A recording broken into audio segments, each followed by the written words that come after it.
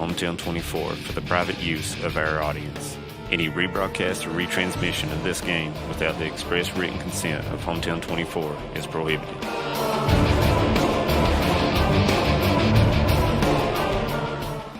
For over 100 years, the Bank of Heinemann has been committed to serving our community and serving the future of our families, homes, and businesses. With our new convenient online banking, viewing your account balance and history, transferring money, and paying bills has never been easier or more secure. And with the construction of our new headquarters, we've renewed our promise to Heinemann to stand by our customers even in troubling economic times, because we're not just your bank, we're your neighbors. That's the Bank of Heinemann. Log on to www.bankofheinemann.com or give us a call at 606-785-3158.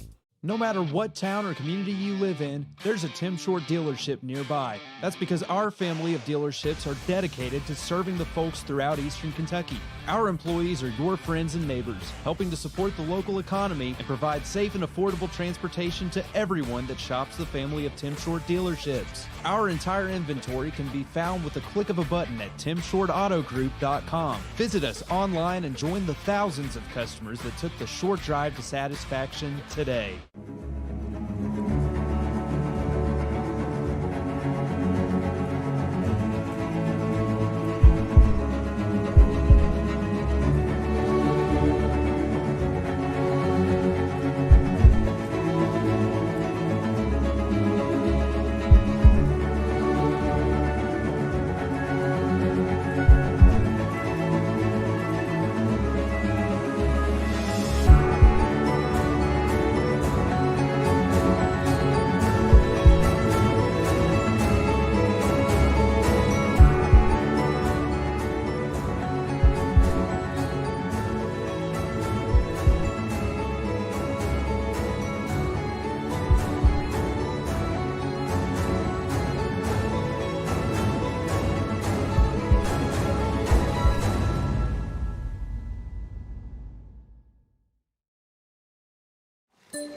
Summer is here, and the deal on the iPhone 12 mini just got even hotter at Appalachian Wireless. The iPhone 12 mini comes with massive features and is the perfect pocket size. Best of all, Appalachian Wireless is offering the iPhone 12 mini for just $1 with a 2-year contract. Good things do come in small packages, and it's the iPhone 12 mini on the region's best network. But don't wait. This deal won't last long. We are you. We are Appalachian Wireless. TVS Cable has everything you need to stay entertained. Video services with all your favorite channels and local sports on Hometown 24. Ask about digital voice service for home and business. High-speed internet so you never fall behind in a game. There's something for all ages. We've got you covered. Sit back and enjoy everything TVS has to offer. Stay connected with TVS. Hello folks, and welcome right here with us at Hometown 24. I'm Bo Hammonds alongside Katie Sloan. We're getting ready to watch a really good game between Letcher County and Knott County. Katie, can you give me your thoughts on the teams and the players here? Both the teams have usually been pretty strong in past seasons. This season, Letcher, in the games that they've played, they've only won 2 and lost 3. But Knott Central has won 6 and lost 3. So Knott Central's off to a little bit better start just because they played a little bit more games than what Letcher County has. But I think this game will probably go to about 4 sets tonight. Both teams are pretty strong, hitting, passing, and setting. I think it'll come down to a lot of serving and just really keeping it together. Yeah, I was looking at the rosters here and the records as you were talking about there, Katie, and experience here is going to play a big part. We're going to go to a break here while they go to the national anthem. We'll be back with you here in just a second. For over 100 years, the Bank of Heinemann has been committed to serving our community and serving the future of our families, homes, and businesses. With our new convenient online banking, viewing your account balance and history, transferring money, and paying bills has never been easier or more secure. And with the construction of our new headquarters, we've renewed our promise to Heinemann to stand by our customers even in troubling economic times, because we're not just your bank, we're your neighbors. That's the Bank of Heinemann. Log on to www.bankofheinemann.com or give us a call at 606-785-3158. No matter what town or community you live in, there's a Tim Short dealership nearby. That's because our family of dealerships are dedicated to serving the folks throughout Eastern Kentucky. Our employees are your friends and neighbors, helping to support the local economy and provide safe and affordable transportation to everyone that shops the family of Tim Short dealerships. Our entire inventory can be found with the click of a button at timshortautogroup.com. Visit us online and join the thousands of customers that took the short drive to satisfaction today.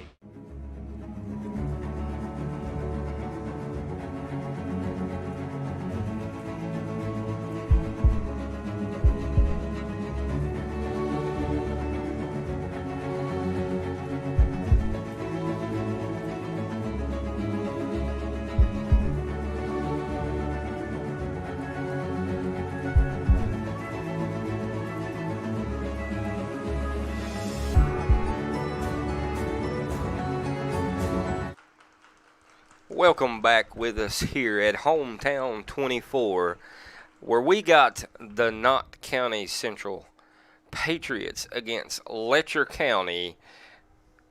Let's talk about some of the players here for Letcher County, Katie. Best hitters. Let's go with best hitters first. What's your opinion for the best hitters here for Letcher County? Well, according to season stats, the number one hitter for the team would probably be Charlie Hale. She's coming in number 2 actually with 31 hits this season. The number 1 hitter for the season is Autumn Wampler. I would assume is how you say that. She's coming in with 34 hits this season. 34 great kills, which is a lot to get when you've only played 5 games and only won 2 of them. So that's pretty good so far. Mm-hmm. Okay. As far as setters go for Letcher Central here, what is your opinion that will be the best setter for Letcher Central to go with maybe here in this game? It looks like it'd probably be Kika Sexton, number 18. It seems like they use her a lot in previous games, so I'd say that's probably who they'll use this game too. All right, let's go over to the Knott Central side, and let's talk about some of the best hitters on that side. And what would be your opinion on that side? For Knott Central, the leading hitter is Krista Ambergi. She takes out the season with 58 kills already, and coming in behind her is Faith Pollard with 44. Now, Krista, she's a senior, is that correct? She is. And Faith is a freshman. That is also correct. And you know, being a freshman coming out, being one of the best hitters, that's saying something. You're doing something right. Faith has progressed a lot. She came in when she was in 7th grade, and she's worked really hard to get into a varsity game, and all of her hard work really shows. All right. Looks like we've got the volley over on Letcher Central side going back to Knott County. Sidham in the back just could not get that pass up. Point goes to Letcher County.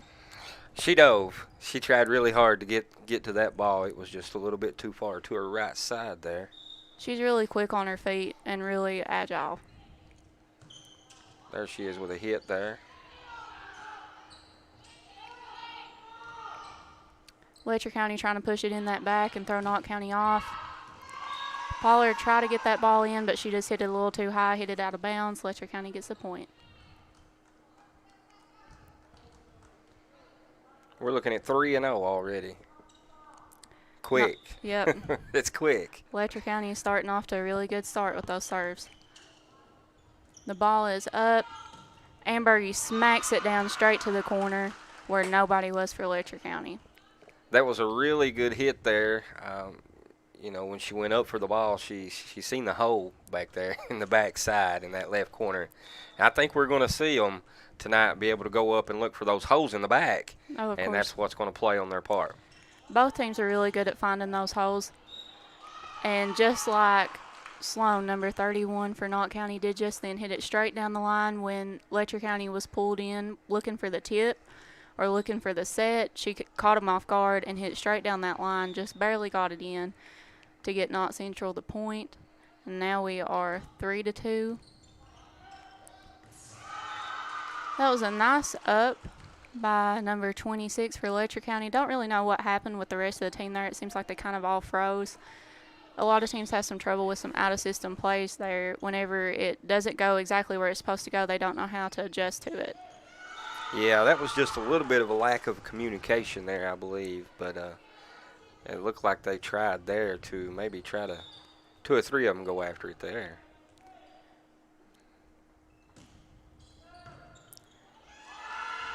Stidham's got now a 5-3 lead for the Patriots. Served 5 in a row. That's what I was talking about earlier. Those serves are just really something. You really need to get them in. Yeah, and Katie, just like you said, we was just talking just a few seconds ago, and the game was 0-3. And we turn it and we look here, and Knott Central is up with the 5 straight points, 5 to Letcher Central's 3.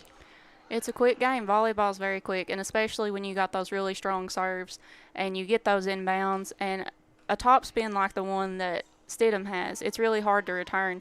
And those Letcher County girls in the back row, they're just really having a hard time getting the spin off that ball and having it hit right on their arms and able to get that up to the setter for them to be able to play the ball as efficiently as they can. Absolutely. And you know, Knott Central, they are just finding those holes in the back to get up on the board here. I think you're right on that. This will definitely be a game between Letcher County and Knott County on finding those holes because both teams have them, and there's only 6 people on the floor, so it's hard to cover everything at once. It's really about speed and agility. Back-to-back missed serves from both teams. Now we're going back with Knott Central leading 6-4, and it looked like Ambergi went back to serve. She's also got a really strong serve. And it's really hard, and it doesn't look like it would be that hard to pass, but when you see it out on the floor, it's got so much top spin that Letcher County really has a hard time passing that back. Set. I almost found that hole in the left corner like we was talking about Yep. just then. Sloan was aiming for that corner, and she was aiming long, too, so it would have hit right in bounds. Letcher County's trying to get that ball back. Just couldn't get it over, hit off to the right of her hand and went out of bounds. Knott County gets the point, and Ambergi goes back to serve. And that was a good ball in play there. A lot of hits going with that ball. It's a good volley. A beautiful up from the libero on Letcher County side. Another amazing hit from Sloan. And a tip to the back row. Ambergi just could not get there back. She stretched out there, and she really tried to get that ball. You know, Letcher Central just found a little bit of a hole there and got to go up and get that point. The Cougars are really good about that, too, just as Knott Central is. Whenever it's a second hit, that's the best thing to do is to catch them off guard because the other team's always waiting on that third hit. And Letcher County and Knott County both are good about throwing it over on that second one when everybody's pulled into the front and there's nobody in the back row. We seen there for Letcher Central, number 26, trying to get the ball over and just could not get it done. Now we've got Knott Central serving. Looks like Ellie Miller went into the game. She will be their setter now. Serve the ball out. Just a little bit too far to the left. The serves in volleyball is like free throws in basketball. If you don't get it, then you're just throwing away points. Yeah. And if you can't get that serve in and you can't get that ball in play, then you don't give your team a chance to get the point. Beautiful up by Ambergi. The ball goes back over by Stidham. Letcher had a beautiful pass and set, but the hit just couldn't make it. Just couldn't get it over. That was number 21, Bailey Kinser, a senior for Letcher Central. A little bit of a miss hit there on Letcher County side. Back over to the Patriots. Letcher is definitely doing some communication as I was watching there as 2 of them was going for the ball and number 1 hollered out, or number 4 hollered out, back. She had the ball. She was ready, letting everybody know that she had that ball. Communication is key, especially when you only have 3 on serve receive. You really need to talk back there because you have a lot to cover and not that many people to cover it. Good hit there by number 28, I do believe, for Knott Central.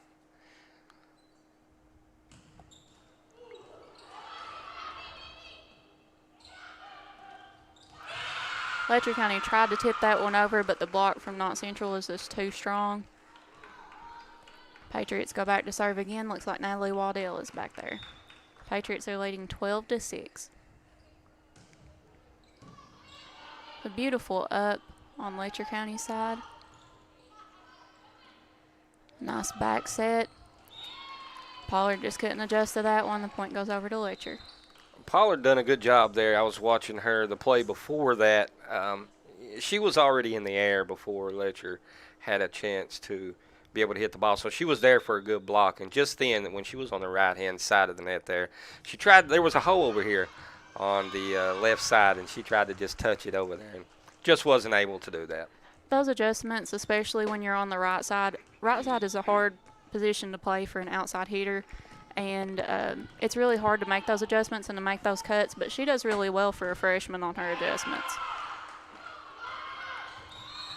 A lot of tit for tat there between Letcher County and the Patriots. Looks like we had somebody in the net on the Patriots side, so Letcher County gets the ball. Libero goes in, number 1. Kaylee Tilley back to serve.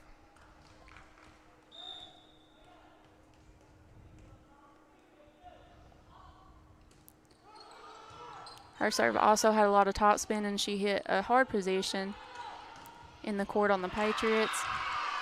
Pollard just tried to get it there, and, that's 2 times in a row last time that she was there as well, and this time she just could not make it happen. Hit off her hands, yeah. Yeah. Good save. Cannot overpass those balls, especially the Letcher County. Number 24, Krista Adams, she was there, she was strong, and she made sure that that missed pass on the Patriot side was not going to go down.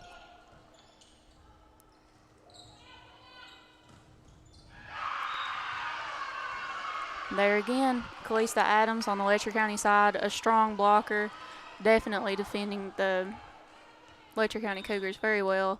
And the Patriots, if they want to keep their lead, they really need to keep the ball away from her. You got to keep it out the middle. Absolutely. We've seen 3 or 4 points back-to-back right here. And we're looking at 13-11. And just like you said, this game could go really fast. There again, they put the ball right back to Krista Adams, and she just tapped it right back over.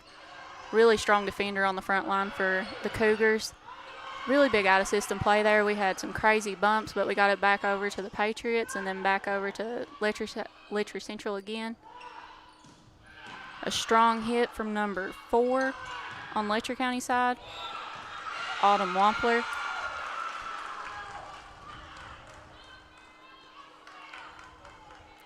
Looks like the Patriots got the ball back again, 14-11. Excellent hit there. I believe they're going to say that. I know the ball went out, but somebody touched it before it went out. So they got a point there, 14-11. Let's see what Knott Central can do with it here. Looks like we got an out-of-system play. Still went to the outside and hit it over to the Patriots. A nice swing there by Pollard, trying to keep that ball in line and in the antenna. Another nice swing by number 4, Wampler. Back over to the Patriots. Really going back and forth pretty quick here. A back set from Ambergi over to the Letcher County Cougars. Back again to Wampler. Hard smack down, cut that just right, and hit Pollard right in the hands. She's so tall, it's hard for her to find a hard That's what I was getting ready to say. Katie, you said it right before I did. Took the words right out of my mouth. She was just so tall, and she was actually a little close to the net there as well, and she just couldn't do anything with it. Those really hard cuts are hard to adjust to, and that's something that Letcher County is also good at, is cutting it on that line, because when you're looking for an outside hit, you're looking for the corner. Went up against Ambergi there, and just cannot get the ball over the net. Patriots get back with the ball, and it looks like Stidham is back to serve. 15-12, Knott Central's lead. 3 points separating the 2 teams. A bit of an overpass there by Letcher County. We're going to say she touched it. Yep, Krista Krista Ambergi. I keep trying to call her Hatmaker. Her name's Ambergi. She tried to hit that one back over, and it came off the blocker's hands and got out. So it's hard, Katie, sometimes, keeping up with everybody. Even though there is just 6 people on each side, it is very hard keeping up with all the names because you want to call everybody. So look over us tonight, folks. We're trying to do the best that we can here for you tonight. Looks like Stidham might have hit that ball with her chin, too, before she passed it. Back over to Letcher County side, going back to the middle. Fourth hit on the ball. That was a tremendous save there by number 27, Ambergi there for Knott Central. Had she not been in that place where she was, we could have seen a point there go for Letcher. Of course.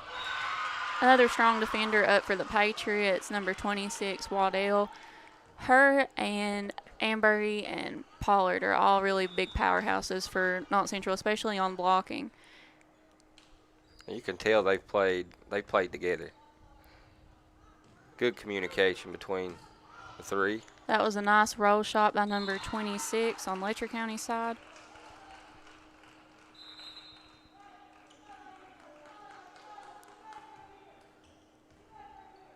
Letcher County's got the ball, and we've got number 25 going back to serve. 18-14 here on set 1, Knott Central leading. A miss hit on the serve, went straight into the net, about took the head off of number 26. She dug, did she? She said, not today, I'm out of the way. I learned that through my many years of volleyball. Whenever somebody is serving, you at least turn sideways. We was watching them practice before the game. He was telling me that somebody was a magnet. Sure enough, that person got hit right in the top of the head. Yep. Never fails. We are now 19-15. Letcher County is serving. A beautiful up by Ambergi. Ball goes back over to the Patriots from a tip. Outside the hit, and they pushed it short where the coverage was a little thin. Ball hit the ceiling, automatically goes out, and Letcher County gets the ball. Such a good save there, too. One-handed, going, jumping out. I mean, I myself would break a bone if I done that, Yeah. And getting to watch these girls be able to be so agile, to be able to reach out and get that ball. Oh, yeah. It's just amazing to watch. A lot of people don't really understand a lot of the logistics of volleyball. Like, it's not just you just pass it here and there. It's a lot of agility. If you have to be ready for those quick hits and those quick sets and those quick movements, and if you can't move your ankles and you can't move your arms and you're just kind of stuck, then you're not going to be a very good player. You have to Right. You have to be agile. And we've seen tonight from both teams. Both teams are moving quickly. They've started communicating a little bit better. It was a little slow communication starting off, but I've seen them, both teams, come back together and start making some changes. That ball is just barely outside, so Knott Central's got the ball now. It looks like Mason is back to serve. And I like how Letcher County sets up, too. They always set up with 3 in serve-receive. They don't overcrowd on serve-receive. So you've got 3 people back there, and those 3 people have to communicate because I know if you've noticed on a lot of different teams, they'll set up and they'll have 4 or 5 people back on serve-receive. Yeah. And that's too many. It's overcrowded. And you have to communicate more, and it hits in between somebody, and it's just really complicated. But Letcher County does a good job whenever they move their feet of getting that ball up on serve-receive. Yeah, we've seen the communication. You was talking about communication there, Katie. And we was watching there as Letcher Central went to go and get the ball and knock it back over. Number 22 there for, what was her name? Keisha Neese was communicating with the rest of her team. And you see that they got the ball back over. Unfortunately, they wasn't able to get the point. But communication is key. It's definitely a key component in volleyball. You have to be able to communicate. You've got to be able to tell your partner if it's in or out. You've got to be able to tell them if you got the ball or not. If the setter's out of the game, you've got to tell somebody. Somebody's got to get that second hit. If you don't have a designated setter, somebody has to get it. Or you'll have, like how Letcher County had earlier in the game, the ball was mishit and the setter didn't go after it. Nobody got after it. It just hit the floor. It just hit the floor, yes. I know exactly what you're talking about. We've seen it earlier. Looks like we've got Mason going back to serve again. And the reason for the call out, I believe, for the timeout was probably to break Mason's serve because we're only 2 points away from Knott Central winning this set of the game. It looks like that tactic did not work, though. Mason got the serve over, and Letcher County hit the ball just barely out of the lines. And now Mason goes back to serve again for the Patriots. It's game point, 24-17. A beautiful pass from Letcher County. Knott Central struggling to get the ball back over, but just barely made it. Beautiful by number 33, Farrah Combs. She just found that hole in the Patriots, got that through over there. And those are really hard to do, too, when you're up front because you can get called a carry on that. So you have to have your placement just right whenever you grab those and throw them, or they'll call them a throw on you, and you lose the point. So you have to make sure that you get your fingertips on it just right and position the ball where you need it to go in that hole. Good block. There we've got Hatmaker in that I kept trying to call Ambergi earlier. She tried to swing through that one and swing through the block, but really when you've got two blockers up there, especially two great ones like Letcher County has, number 24 Adams and number 4 Wampler, you have to hit strong. You can't just do a sissy hit into the ball. It has to be hard, it has to be strong, and hope that it goes off their hands and out of bounds. Out of system play a little bit on Letcher County side. Again, like I just said, Wampler tried to put it into that strong defense on Knott Central side, and you can't do tit for tat with a strong defense like that. Knott Central 25-19. That's going to take care of set 1. We're going to take a break right here. We'll be back with you here in just a few seconds. Summer is here, and the deal on the iPhone 12 mini just got even hotter at Appalachian Wireless. The iPhone 12 mini comes with massive features and is the perfect pocket size. Best of all, Appalachian Wireless is offering the iPhone 12 mini for just $1 with a 2-year contract. Good things do come in small packages, and it's the iPhone 12 mini on the region's best network. But don't wait. This deal won't last long. We are you. We are Appalachian Wireless. TVS Cable has everything you need to stay entertained. Video services with all your favorite channels and local sports on Hometown 24.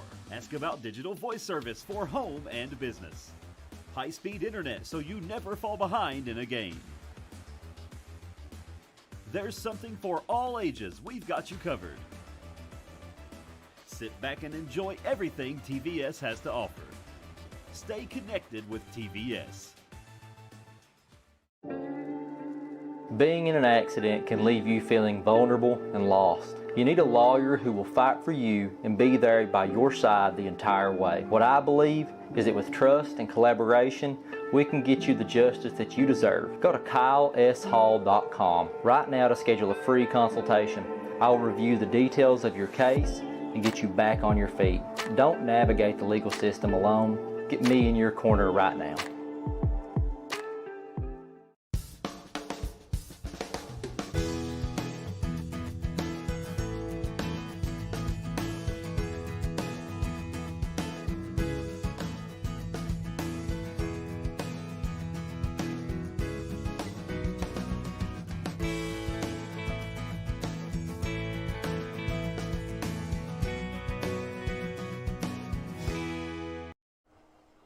Welcome back here to Hometown 24. We've got our first set gone. Knott Central took the first set 25-19. Katie, in that first set, what did you see for Letcher Central that they might be able to do a little bit differently to take the next set? Well, I've seen Letcher started very strong with their serves, and then there was just a little lack of communication on that side there right at the beginning that had them in that deficit that couldn't really get them out of that lead after they had lost it after that first little bit.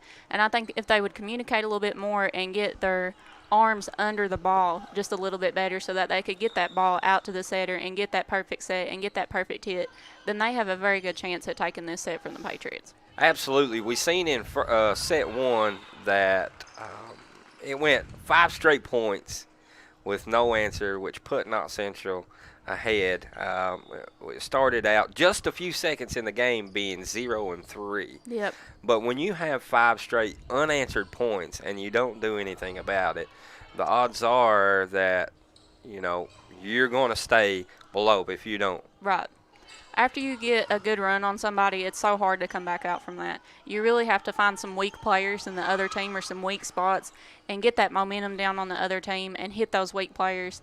That way you can just break that momentum and break the energy, and that's really the only way that you can come up from a deficit like that. Absolutely. You was talking about weak spots and weak players. For this team, Katie, us watching, each team has got roughly 3 really, really strong players that are keeping the teams in this. Yeah. We've seen some tremendous blocks, some holes that have been found, Yes. and them hitting in, and some great, great serves to put some points on the board. Looks like we're having some issues on getting the pass up to the setter there on Knott Central's side.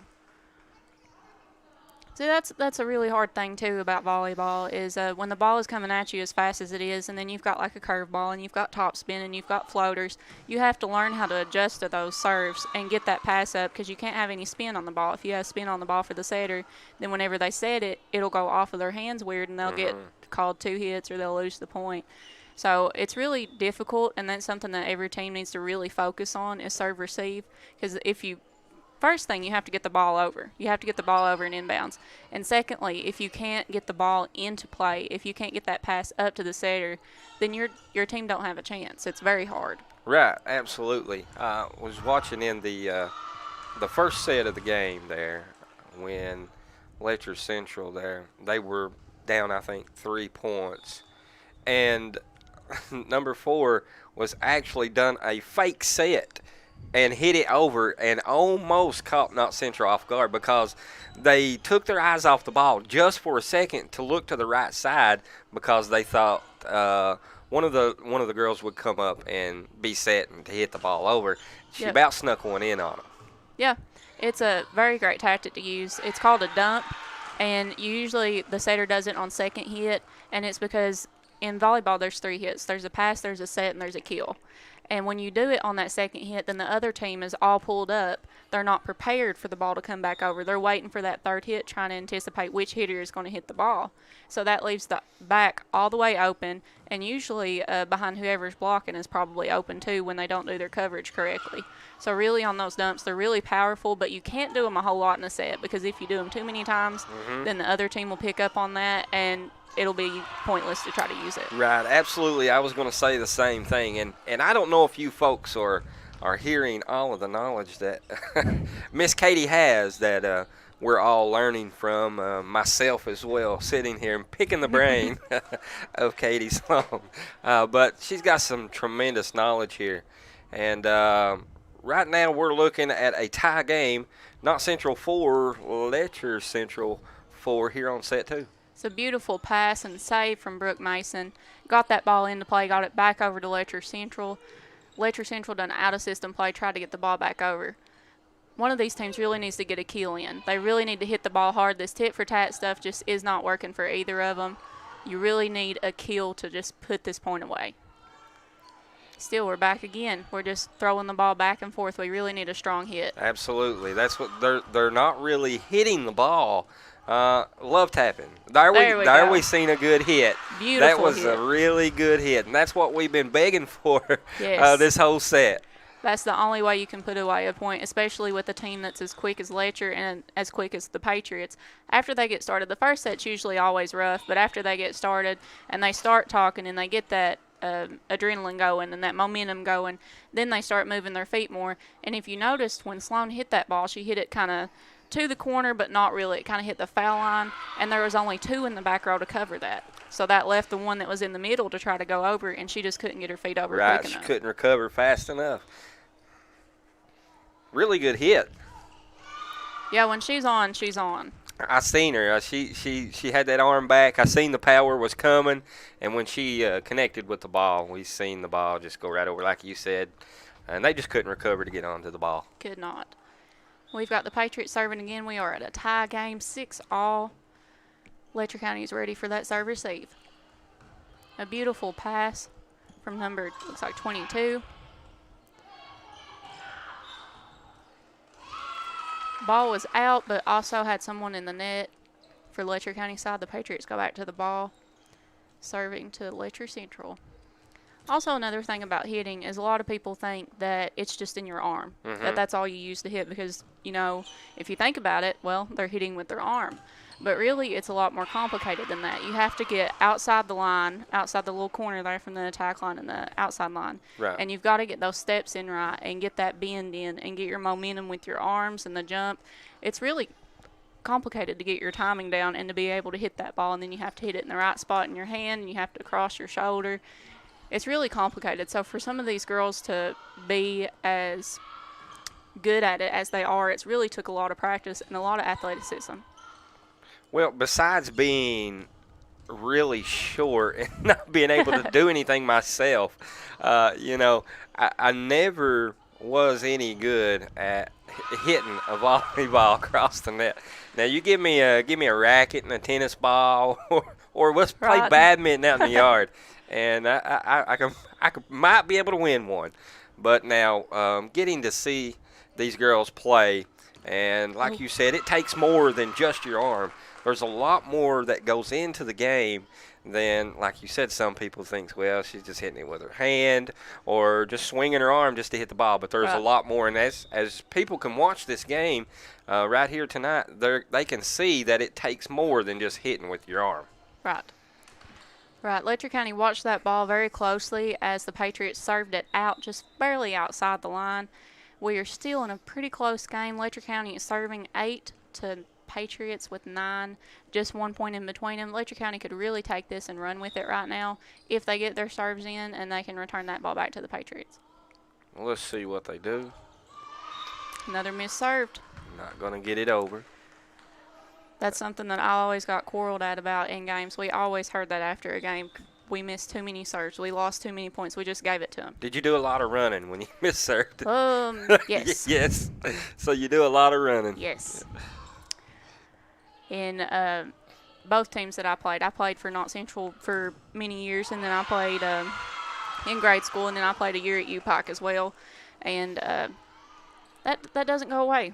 Yeah. You always run. Yeah, always run. Good punishment. Yeah, I remember making mistakes in some of the sports that I played, and it seemed like I was always running. That's the best way to get somebody to do what they're supposed to do is make them run until they can't breathe.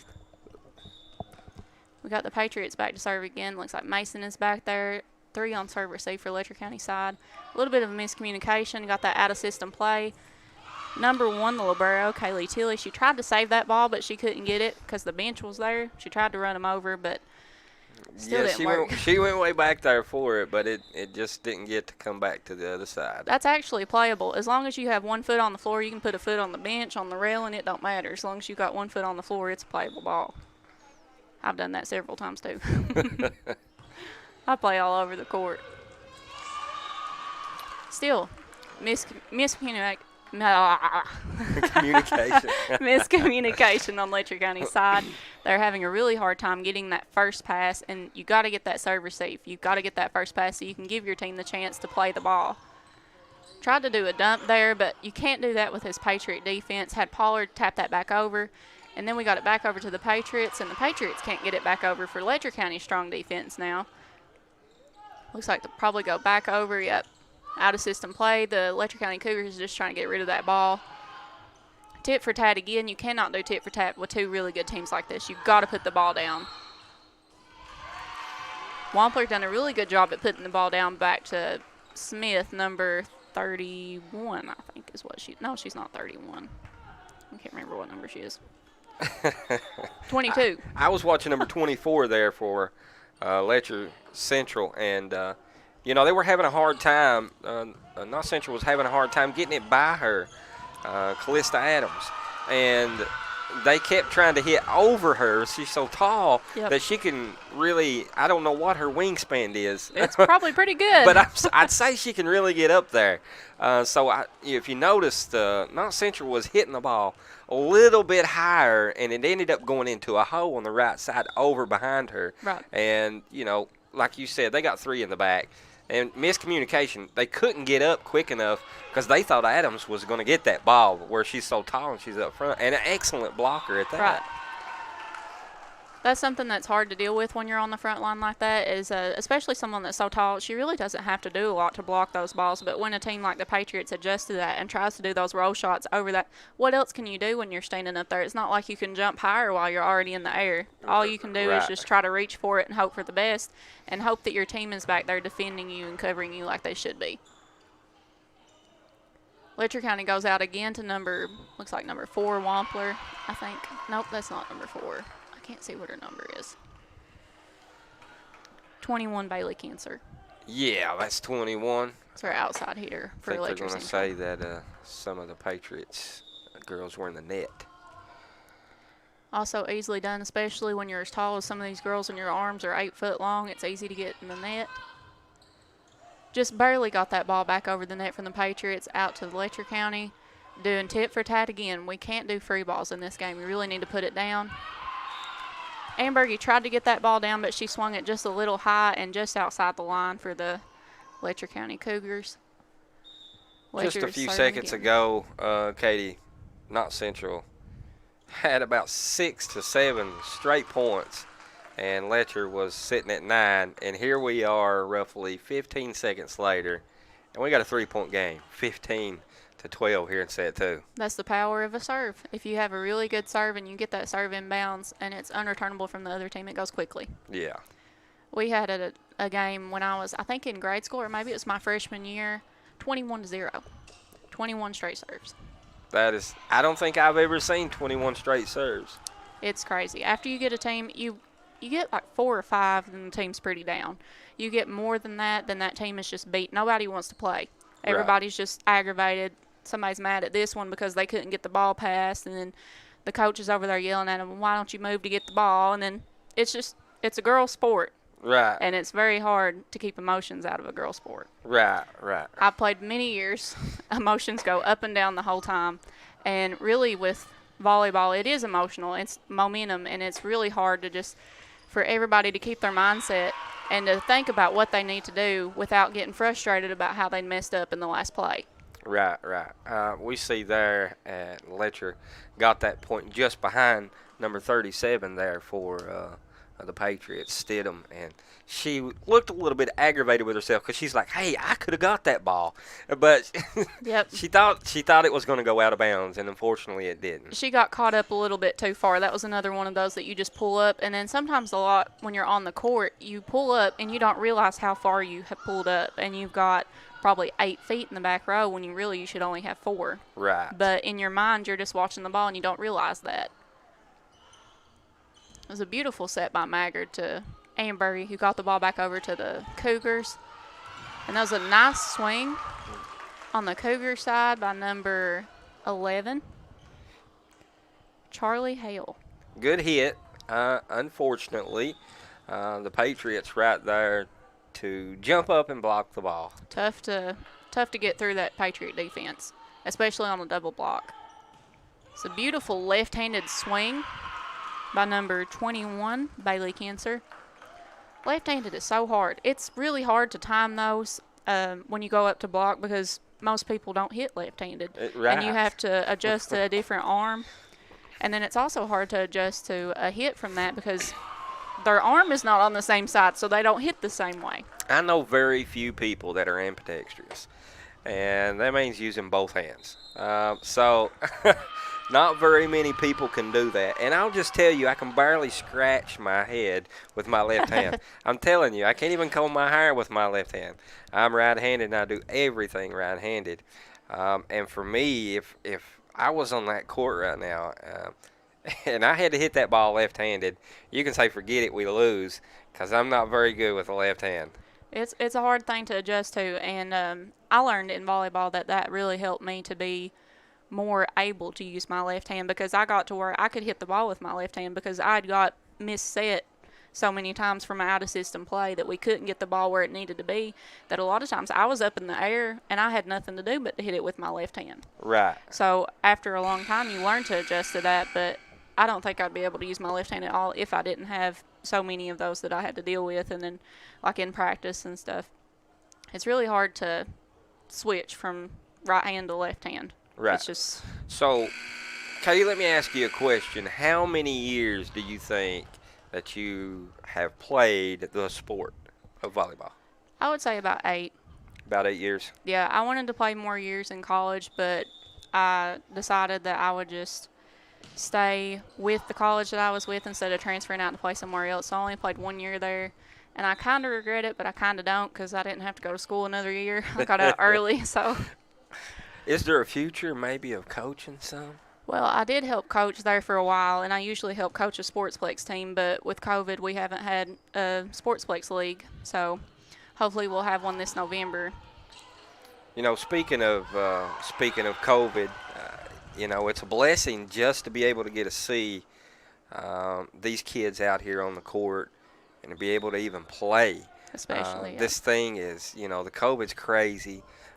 From baseball to football to basketball to volleyball or any other sport, it's got so many people sick. It's got so many games canceled. And, you know, like I said, getting to be here, these kids, I can only imagine how these kids feel, the excitement that they got, that they even just get to play the game, whether they win or not. Right. Just the excitement that they get to play is really saying a lot. Yeah. I would have been crushed if I would have been a senior, like probably many of the seniors felt last year that didn't really get to play a whole lot, or just any of them in general in a sport that don't get to play. That would have crushed me, because I worked out year-round. Like, that was my life when I played. I always wanted to play, and it would have broke my heart if I didn't get to play, if I had to go through what a lot of these girls did with all the restrictions and the regulations and the canceled games and the win-loss records. I know that those are different now, because if you don't play because of COVID, somebody wins that game and somebody loses. Right. And to be honest, you know, because of COVID, he's a mean guy. And, you know, getting a loss on your record because of a COVID cancellation doesn't seem fair. It's not.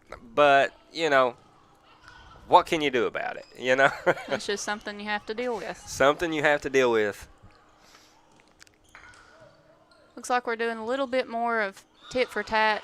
Mueller tried to get that one up, but she carried it just a little bit under the net there. She probably caught it with the open hand, or maybe she just held it a little bit too long. Yeah, she was holding it just a little bit too long there. She knew what she'd done, because she kind of just stopped.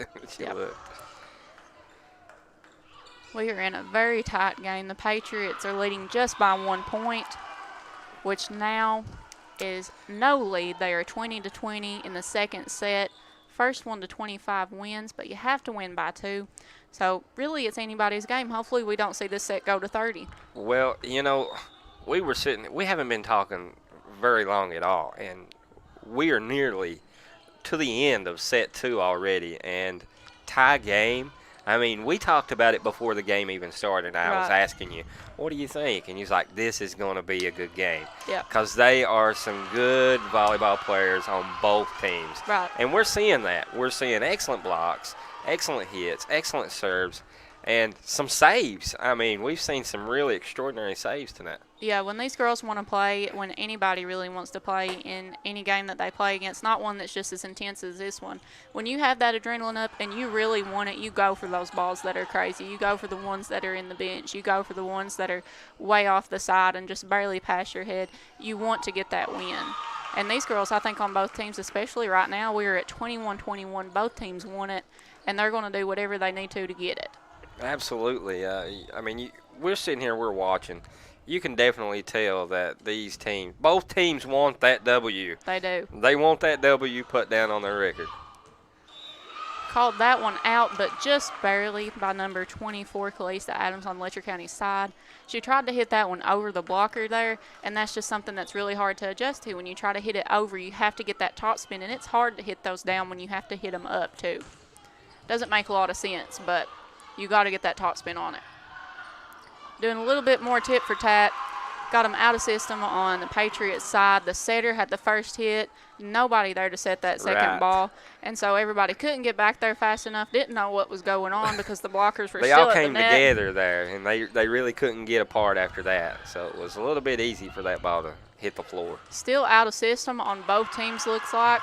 Krista Adams, they just keep hitting that ball to her. She's like a magnet for it. They hit it to her all night long, and that's a huge mistake with somebody as strong as her on that front row.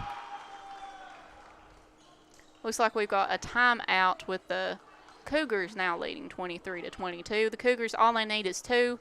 The Patriots need at least 3. And I think this game's going to go probably 28. That's my guess. What do you guess? I was going to say 27. 27. All right. Yeah, but we can say 28. We'll see who's closer. We'll see who's closer. I think this set will probably definitely go past 25. I think I've only played in one game that we've went to 30. Yeah. And it was pretty intense. You know, we can definitely tell that both teams are here to play. They're here to play. Communication here, the last 60 seconds here, we've watched both teams really lose communication with each other. And nobody knows where nobody is on the court. Right. They're not calling for the ball. Yep. They're not doing anything. And in result of that, we've seen both teams get points because of their lack of communication. So hopefully here these teams can tighten up on their communication and their placement on the floor. It's easily done in such an intense game, and especially like how you were saying, it's hard to know where you're at on the court and where everybody else is at, and everybody's emotions are high right now. It's really intense, and they're just trying to do what they need to. Oh, a beautiful hit from Ambergi out there, I believe. It's really hard to just get what you need to get done, but not overdo it, not hit that ball too hard, too high, and really keep that adrenaline down. Looks like number 11, Charlie Hale for Letcher County, tried to hit that ball really hard through those blockers, but she ended up hitting the tape and it just rolled straight down. So Letcher County gave that ball away to the Patriots. We are now 23-23 with Addison Maggard going back to serve. Looks like we called another timeout. Letcher County Central trying to stall the Patriots. We'll see if it works whenever we come back from a timeout, if Maggard gets that serve over or if the... We'll see, won't we? Yeah. I mean, we have seen a little bit better communication already since they've come back. I mean, it's quick. You know, it's amazing to sit here, Katie, and watch these teams, how they can be out of sync 10 seconds, and then 10 seconds later, they're all in sync. Right. And that just blows my mind to watch how kids can just come right back together. Like, hey, let's get it together. You know, it's tie game, 23-23. We got to get in. We got to get some points. Bo and Katie says it's going to 27-28. Yeah. Let's not go past 25. Right. So. Well, we'll see. The first one to 25, if they keep a 2-point lead, wins. But you have to win by 2, and the cap is 30. So we could go all the way up to 30. We could just go to 25. You really never know. It's according to which team wants it more and which team can really execute those hits. And it looks like we just barely failed by Ambergi on that right side there for the Patriots. And the Letcher County Cougars go back to serve. And see how the Patriots set up a little bit differently. They have more coverage to the back row. Absolutely. That allows for a little bit more confusion in the front row. So a lot of teams, especially like Letcher County, if you'll notice, if they don't do a really hard serve to the back, then they'll do one kind of short along that attack line where the players are kind of closer together. Because all you got to do is create a little bit of confusion on who's going to get the ball, and then nobody gets it. Absolutely. And I've seen communication. We've been talking about communication quite a bit. But I was watching the Patriots there on their communication. You was talking about how they were lined up, and there's kind of hole up here on the on their left-hand side of the court that was open. And I was watching them as the ball came over, and I seen 2 people in the back. And they must have this plan. I don't know. I'm just saying. I'm just guessing here. But I watched the 2 girls in the back. When the ball come, not one player moved because before the ball came over, they hollered out. They were already telling their team, hey, don't move, don't worry about it. The ball's going out of bounds. Right. And I thought that was a great thing just to point out to everybody how the team was all in one sync and in one mind there in one accord. I thought that was an awesome thing that we seen. That's something that is preached a lot to pretty much every team, is that some of these players, like the people that are on the outside line like they were just then, sometimes that one person can tell it, and sometimes other people can't, or sometimes they don't even know. So they really need help from their teammates to figure out if it's in or out, and to get different views on the ball, and to keep them from making a mistake that they can't really tell because they're too busy watching the ball. They're going to say she touched it. I believe she did. I believe it went right off her arm, so I believe that was a good call there. Those are hard to call. Really, the only way that you can call a touch on that if there's not a lot of movement on the ball is if you hear it. Because I was line judging the other night, and there was a touch on a ball, and I just barely heard it. And I didn't call it. I was hoping the ref would call it because I didn't know what to call it. And he called it a touch, and I was like, well, I thought it was, so I'm glad you called it, buddy. I'm glad you called it. Don't put that on me. No. You go right ahead and call it that. I always get all the other calls. Well, it looks like the Letcher County Cougars just won that set 26-24, so now we are tied. The Patriots won first set 25-19. The Letcher County Cougars won the second set 26-24. That'll do us here for the second set here. We're going to take a break here at Hometown 24. We'll be back with you here in just a moment. For over 100 years, the Bank of Heinemann has been committed to serving our community and serving the future of our families, homes, and businesses. With our new convenient online banking, viewing your account balance and history, transferring money, and paying bills has never been easier or more secure. And with the construction of our new headquarters, we've renewed our promise to Heinemann to stand by our customers even in troubling economic times, because we're not just your bank, we're your neighbors. That's the Bank of Heinemann. Log on to www.bankofheinemann.com or give us a call at 606-785-3158. No matter what town or community you live in, there's a Tim Short dealership nearby. That's because our family of dealerships are dedicated to serving the folks throughout Eastern Kentucky. Our employees are your friends and neighbors, helping to support the local economy and provide safe and affordable transportation to everyone that shops the family of Tim Short dealerships. Our entire inventory can be found with a click of a button at timshortautogroup.com. Visit us online and join the thousands of customers that took the short drive to satisfaction today.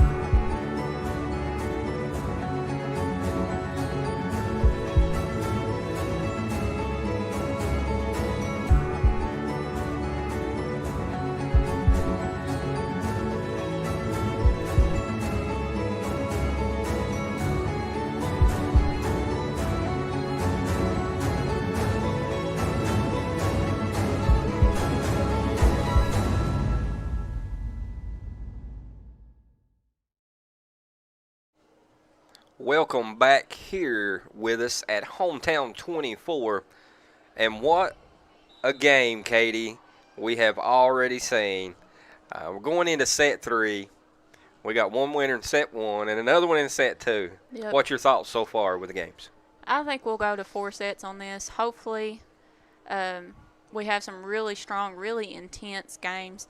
I'm not really sure what the outcome will be. We might go to 5, but we're definitely going to 4 now. So we'll have to see what both these teams come up with. I think that both teams are getting a little bit more loose now. They're communicating a little bit better. Absolutely. They got a little bit flustered there, but they picked it back up and really came through for that last couple of points in the game. Now it looks like Letcher County just started off to a great start. The Patriots served over there, and they got that swing, they got that kill, and it was inbounds. So that's really what you need. You need to hit the ball. When they do the tit-for-tat stuff and they just bump the ball over and they do a lot of free balls, absolutely, you can't get any points that way, especially with the team that picks up stuff as fast as the Patriots. So the Letcher County Cougars are really coming off to a strong start. You know, we were talking about it there. The tit-for-tat stuff, barely even touching the ball, trying to get it over. Yep. And I heard you say it 4 or 5 times that, you know, if you want to put points on the board, you're going to have to hit that ball. Yep. And it looked like Letcher come out right off the bat and put a good hit in there to put a point on the board. Right. When you have strong hitters like Letcher County does, their 2 strongest is Charlie Hill, number 11, and Autumn Wampler, number 4. When you get those two in the front row and you get them hitting the ball, you get those passes to the setter, and you get those sets out to the hitters, and you get those 2 hitters on, there's not much you can do. They have really strong hits, and they're really hard to pass. So really, if you get that ball to your hitters, your strongest ones, and you get that ball back over, then you have a really strong lead, a really strong fight in order to take this set. And it looks like they hit that ball just short of Mason for the Patriots. Hit it in between Stidham and Mason, and that's just another hard thing that's to get the ball up and to adjust to when you're in the deep corner and they hit it short. And that's just when you're in the back row and you only have 2 or 3 people. You have to be agile. You can't stand on your heels. You have to move your feet. And sometimes, especially in the start of a set or like in the middle of a set when you get down, it's hard to get that energy back up and get your feet moving and get your arms moving and be as agile as you need to be to defend that back row. Right. And you know, we've been talking about it all night, that it takes more than just hitting the ball. You know, a lot of people, they'll say, well, volleyball, you know, you just hit the ball. Right. And, you know, I've heard a lot knowledge. Like I said, I'm picking your brain, but I've got a lot of knowledge from just listening to you and the years of experience that you have under your belt and playing this game. And, you know, agility is where it's at.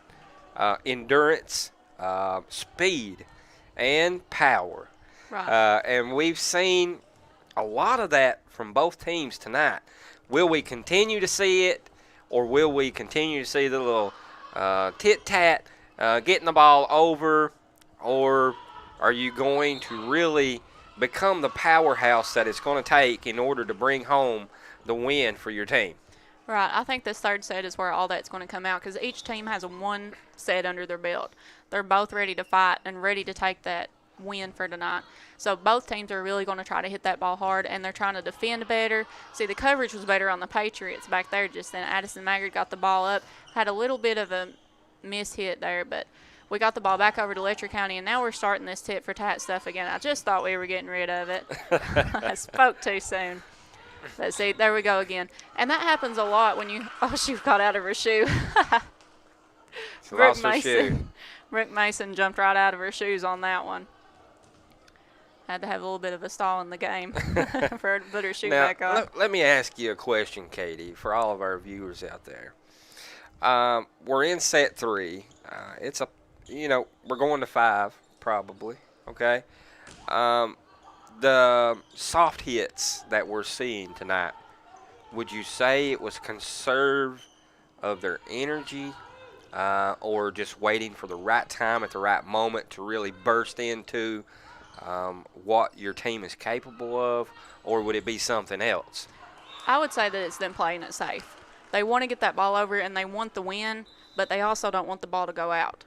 Because I know through as many years as I've played, and I've done it several times as well, especially young players, whenever you're young, you don't want to be the one that got that ball out because everybody just gets down when you lose that point. You don't want to be the one that done that. You don't want to be the one that couldn't get the ball over the net or hit the ball too hard, tried to be too hard on it. You just don't want to be that person and they play it too safe. And I know that I've preached in the times that I've coached and to my teammates whenever I've played that you have to have confidence when you play. You can't just play like you're scared to hit the ball because especially I know that I've done it several times. Other teams, they'll read that and they'll hit you. If they know you're aggravated, they will hit you every time. They go right for you. It's a mental thing. It's emotional and mental just as much as it is physical. I know that sounds kind of crazy, but it really is because I know through my years of experience that if I seen a weak player, I'd hit them every time.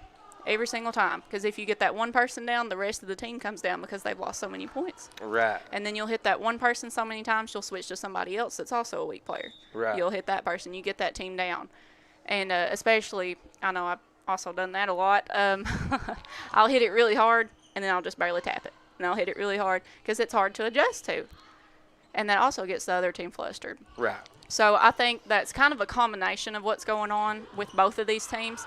is that, see, right there, Brooke Mason, she tried to hit that ball over, and she kind of swung over her body, which is hard to adjust to anyway, but she tried to swing over her body and over the hitter, and she hit that ball just a little bit too far out of bounds. So that's probably going to tear her confidence down just a little bit. So I'd say she'll start playing it safe the next few points. Right. And it'll go back and forth like that.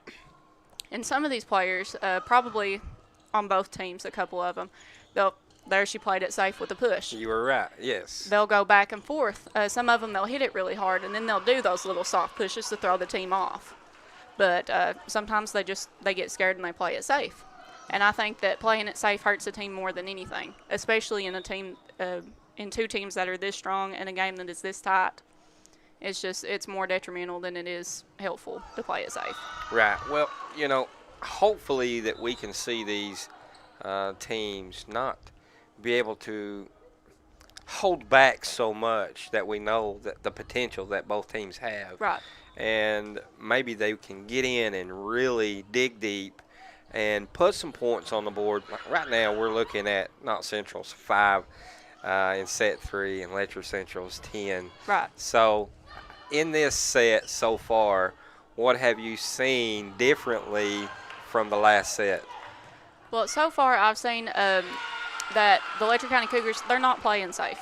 They're not playing at all. They are trying their best to hit that ball hard and get that ball over, and they're trying to go for as much as they can. That one I spoke a little too soon on. She thought that it was going to be out, but it was just barely in, so the Patriots got the ball back. But the Patriots, they're having a little bit of communication problem, and then like I was talking about before, they got a couple points down, and then they just kind of quit.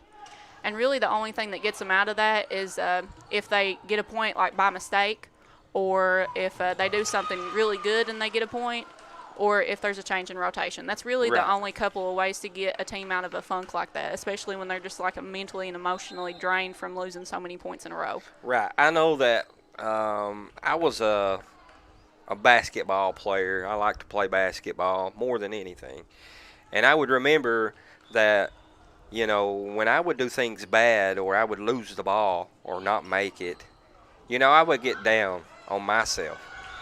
But as soon as I made a mistake and I made it or making a couple points, I start getting my confidence back. Right. And it makes me, whether I miss it or not, next time I still went into shooting the ball or, taking control. Right. Well, just like you was talking about, still going back into it, a point ago, one of the players, it looked like number 22 from Letcher County, she hit the ball with her eye. And then I seen that. And then they just about got it back over, but they couldn't get it back over. But she didn't let that stop her. I mean, if it was me, I probably still would have been laughing when the point was going on, but she didn't let it stop her, and then they got back the point, and then they just got another point. So now they are leading 12-8. Called a timeout by Coach Justice, trying to get her Patriots back in line, because really right here, you have to stop this serve. It's imperative. Right here, you're down 4 points. You've got to put, like you said earlier, Katie, that when you start getting good serves and you get the other team kind of out of heart and they're frustrated not at themselves and then they get frustrated at each other, before you know it, you're creating all kinds of chaos. Yep. And you don't realize what's going on around you. And the points for Letcher could continue to just keep rising. Very easily, Letcher County could take this ball and run with it. And that's probably the reason why Coach Justice called the timeout, because she wanted her team to kind of come and get off the court for a minute and to think about something else or to talk about other things that they needed to work on right quick, and to also kind of break that momentum from Letcher County, because they already got those 2 points back and they don't want them to get an even bigger lead, because like I said, after you get so many points down, it's really hard to come back. You can come back from it, but it's really difficult to do that without calling timeouts or doing substitutions or rotation changes. You have to do something to get out of that bad rotation and that bad momentum. Letcher County number 23 tried to go up against that strong Patriot defense, but just couldn't get it back over, but still got the ball back over in a different play. Looks like Mason hit just inside that back line where the rest of the team had came over to cover for the cross. That's another thing that Mason is really good about, is finding those holes, and she usually likes to hit it straight down the net. She'll hit it straight down the line. But that time she chose to hit that corner where everyone had positioned over to get the cross from her hit. Well,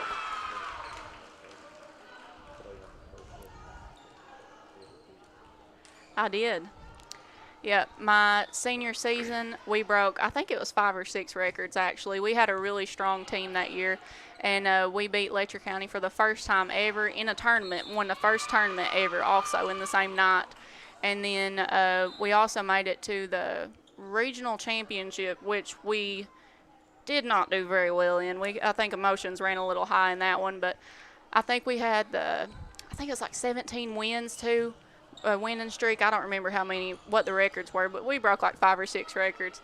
I was really proud of our team that year, and it was because we ran a lot. Right. We talked about that earlier. And you told me, run till you puke, you know. Yeah. We you make mistakes, you run. We worked for it, yeah. So you was a part of the first time. What year was that when you guys beat Letcher Central? I graduated in 17, so I'm going to say it was 2016. 2016. Yeah. And a wonderful team. Yeah. You was talking about. So with your experience then, going against the same team, Letcher, okay? Now you're not playing anywhere. So just so the folks know out there, you're not playing for Knott Central. No. Right? So, no. But looking at this right now, this is like a rival type game. Yeah. And we're looking at the Patriots, Letcher Central. How does that make you feel, getting to watch something that you were a part of some years ago and then looking at it today? Well, it definitely makes me miss it a lot, but, like, I know how the emotions feel between both of these teams, and I know how, like, our team, my team, we didn't hate Letcher County. We, they were just as good as us. We were evenly matched at almost every game we played, I think. But usually Letcher County always came back out on top because we had an emotional problem. We couldn't get out of those deficits that we got in, and we had a really hard time. But watching this Patriot team go against this Letcher County team, you can see that they really are pretty well matched, and that they have the same problems just at different times in the set. Right. So for me to watch it, it's kind of back and forth. Like I'm happy that the Patriots are winning, but I'm also happy that Letcher County's winning because I no longer play for the Patriots anymore. Right. And I can see all those strengths on the Letcher County side, and it's not like I'm going against my team anymore if I call out. Right. Yeah. I know growing up myself, we always, called different schools rivals and your enemies or whatever it may be. But when it really comes down to it, Eastern Kentucky here in this region, we're all kind of like one big family. So when we go on the court, yeah, we play ball, right? No matter what, we want to win. Right. But when we come off the court, we're all still friends. Right. And that's a wonderful thing to see. It's like a little a tight-knit family with all the schools and the children. Right. We've always been really big rivals with Letcher County, but something that was really special, I think, is that Coach Justice was also very good friends with previous coach Betty Vaughn and Betty Vaughn Caudle, and I loved Betty Vaughn for years. I mean, she beat us every year I played until my senior year, but I loved her. And just a few years ago, her mom had actually passed away, and her mom came to every game, and Coach Justice took the entire team over to her funeral. Yeah. And all the Patriots were there. I was there. A lot of the staff, like everybody that had went to the games for the Patriots and the Letcher Central, all went to that funeral. Right. And I know that meant a lot to Betty Vaughn, but really the rivalry, it's just on the court. Exactly. And like we were talking about, you were talking about how you guys went over to the funeral, and it shows a lot of love and respect and compassion for one another in a small hometown. Right. Where people come together when we're down and out. We see it all the time. When we're down and out, we unite together to help each other out. And this year, more than any year, I've watched a lot of different games, not just volleyball, but different sports. And the sportsmanship that I've seen so far come out this year has been excellent, tremendous. I was so proud of all the kids and how they handled themselves with each other. And that's so important as coaches coming out, teaching your children about good sportsmanship. Right. You know, I was a sore loser, you know. Yeah. I didn't go in the corner and cry, don't talk to me. But I still shook their hand. But, you know, being a good sportsman is what it's all about in this small town like we're in.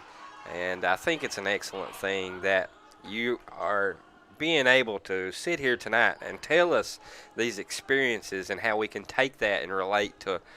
We're sitting here watching this game tonight, and we can relate to all that. Right. It's definitely something that I've always tried to incorporate in my life, things that I've learned on the court and off the court. But volleyball has most definitely helped me learn a lot of things, like the sportsmanship that you were talking about. I've had to play against a lot of people that had no sportsmanship, that it was awful. Right. But you still have to play against them. You still have to hit their hand at the end of the game. And you can't get flustered and hate somebody or be bitter towards somebody just because of, you know, how they act and how unsportsmanlike they are. But I've just tried to instill a lot of the values that I've learned through so many years of sports into everything that I do. And that's one of them that I have greatly valued, is that whenever you play on the court, you leave it on the court. Right. Absolutely. Couldn't have said it better myself, Katie. Thank you. Close game we're seeing tonight. Yeah, it looked like we tried to hit that one over from Letcher, and it did go over. It flipped over the tape, and nobody was expecting that on the Patriots side. We had a blocker up there, Ambergi, and she just could not get that ball because she was at the net, and it flipped over to the right side there. 17-19. Beautiful hit by Pollard. She really found a way to get that ball down, especially when you're as tall as she is. You really don't have to jump that much to get above the net because she can probably stand and get about 6 or 7 inches above the net. But it's still important to figure out how to get that timing and how to get that ball down, and she really nailed that one right to the three-point line. I was watching Ambergi there after 2 straight points from the Patriots. I was watching Ambergi. Seen her squat down. She clapped them hands. She said, "Let's go." She was pumped up. Oh, yeah. We've been talking about how the momentum changes from just one hit. Right. And we seen those 2 points. And we watched how they were kind of out of sync and communication issues. But they're watching her getting pumped up because they have got those points. And look, and they're back on top by 1 is something to see. Right. Especially like you were talking about how Ambergi got down and clapped her hands. It's really important for those seniors, especially one of the best players, I think, all around. Ambergi is one of our best players for Knott Central, that she needs to have that. She can't get down. Everybody looks up to somebody like her. You can't get down. You can't lose that momentum. You have to keep that energy up. You have to tell your team you're doing good. Don't worry about that point. Don't worry about you messed up. We got you. We can carry you. And I think Hatmaker. Oh, my gosh. I think Ambergi does a really good job at that. And even some of the younger players like Pollard, she's not as strong of a voice because she is just a freshman, and she's probably intimidated by the older girls.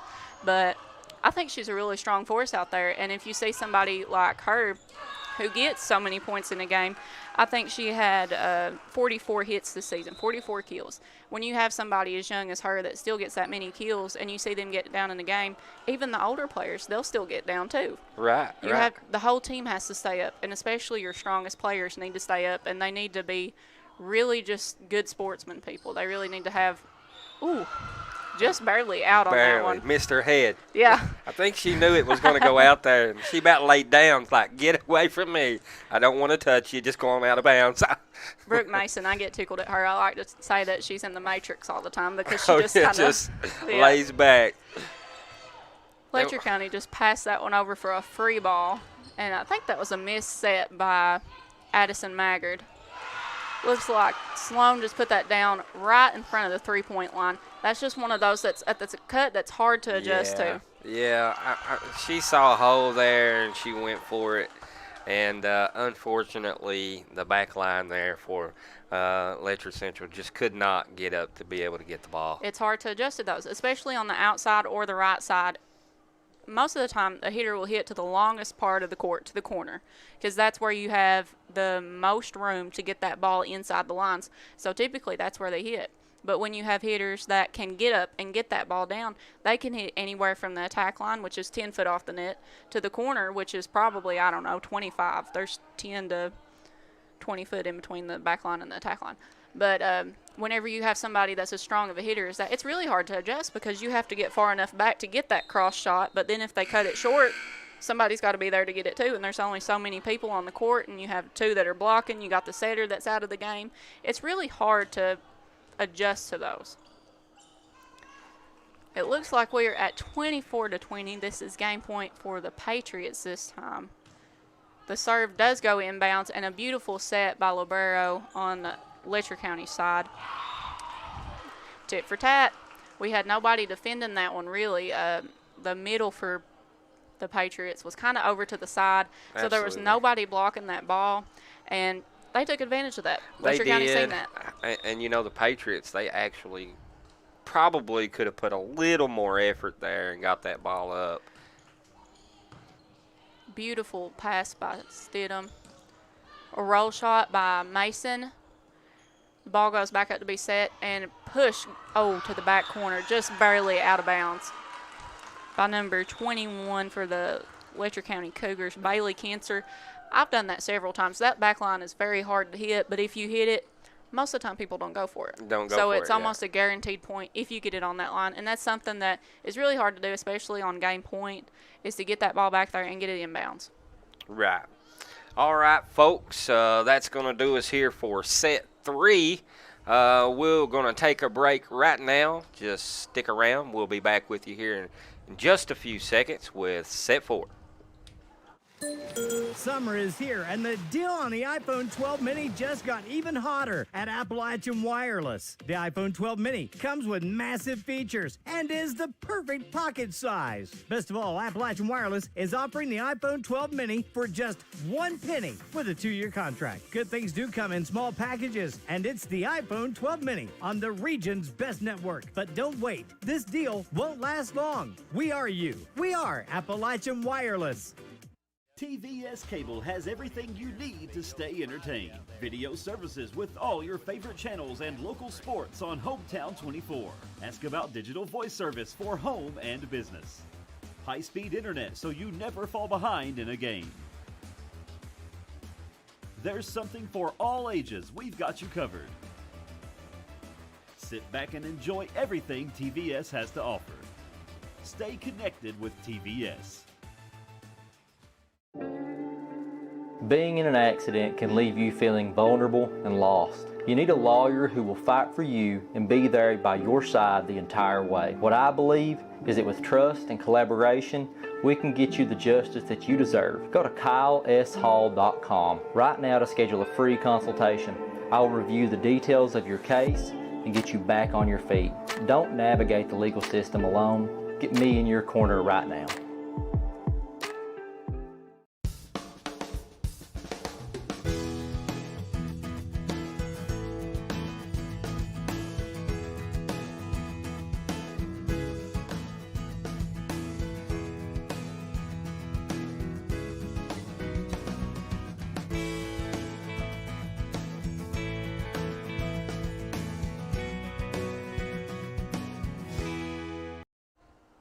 And welcome back right here with us at Hometown 24. And what a game, Katie, we have witnessed already between Knott Central and Letcher Central. Give us a recap, Katie, on what we've seen thus far. First set, we've seen a little bit of emotions and a little bit of just anxiety between both teams. The Patriots came out with that set 25-19. Second set, Letcher County came out. They were ready to take the set. And they did take the set, 26-24. Real tight game on that one. Just about the whole game. There was about a 3-point difference the whole time. Third set, Letcher County came out even stronger. Started with those hard hits. They didn't do a whole lot of tit for tat. They really wanted that win, but it just came short. The Patriots took it 25-21, and now we're starting set 4 with the Letcher County Cougars already leading 2-0. So what do you think in set 4 as far as let's start with Letcher Central. In set 4, what do you think that we're going to see differently that the team may try to improvise or include in their game? I think that they'll probably use their hitters a little bit more. They used them more in the last set, and I think that they will really hit those hot hitters like they just hit number 11, Charlie Hale. They just hit her, and they'll probably keep going back to her. And they just went to number 24 that time, Krista Adams. So they'll probably try to use their hitters a lot more and get those balls deep in the back row and try to get the Patriots just kind of a little bit thrown off because everybody's getting a little bit tired. They played pretty hard the past 3 sets, and there was a great hit by Ambergi straight down the line to the middle and just hit the foul line, but Letcher County just couldn't return it on that one. But anyway, I think that Letcher County is going to come out a little bit stronger. The energy's a little bit down right now, but I think it'll come back up quickly, and they'll definitely use those hitters more and less of the pushing, I think. And what do you think as far as the Patriots go? What do you think that they may change, if anything, coming into set 4?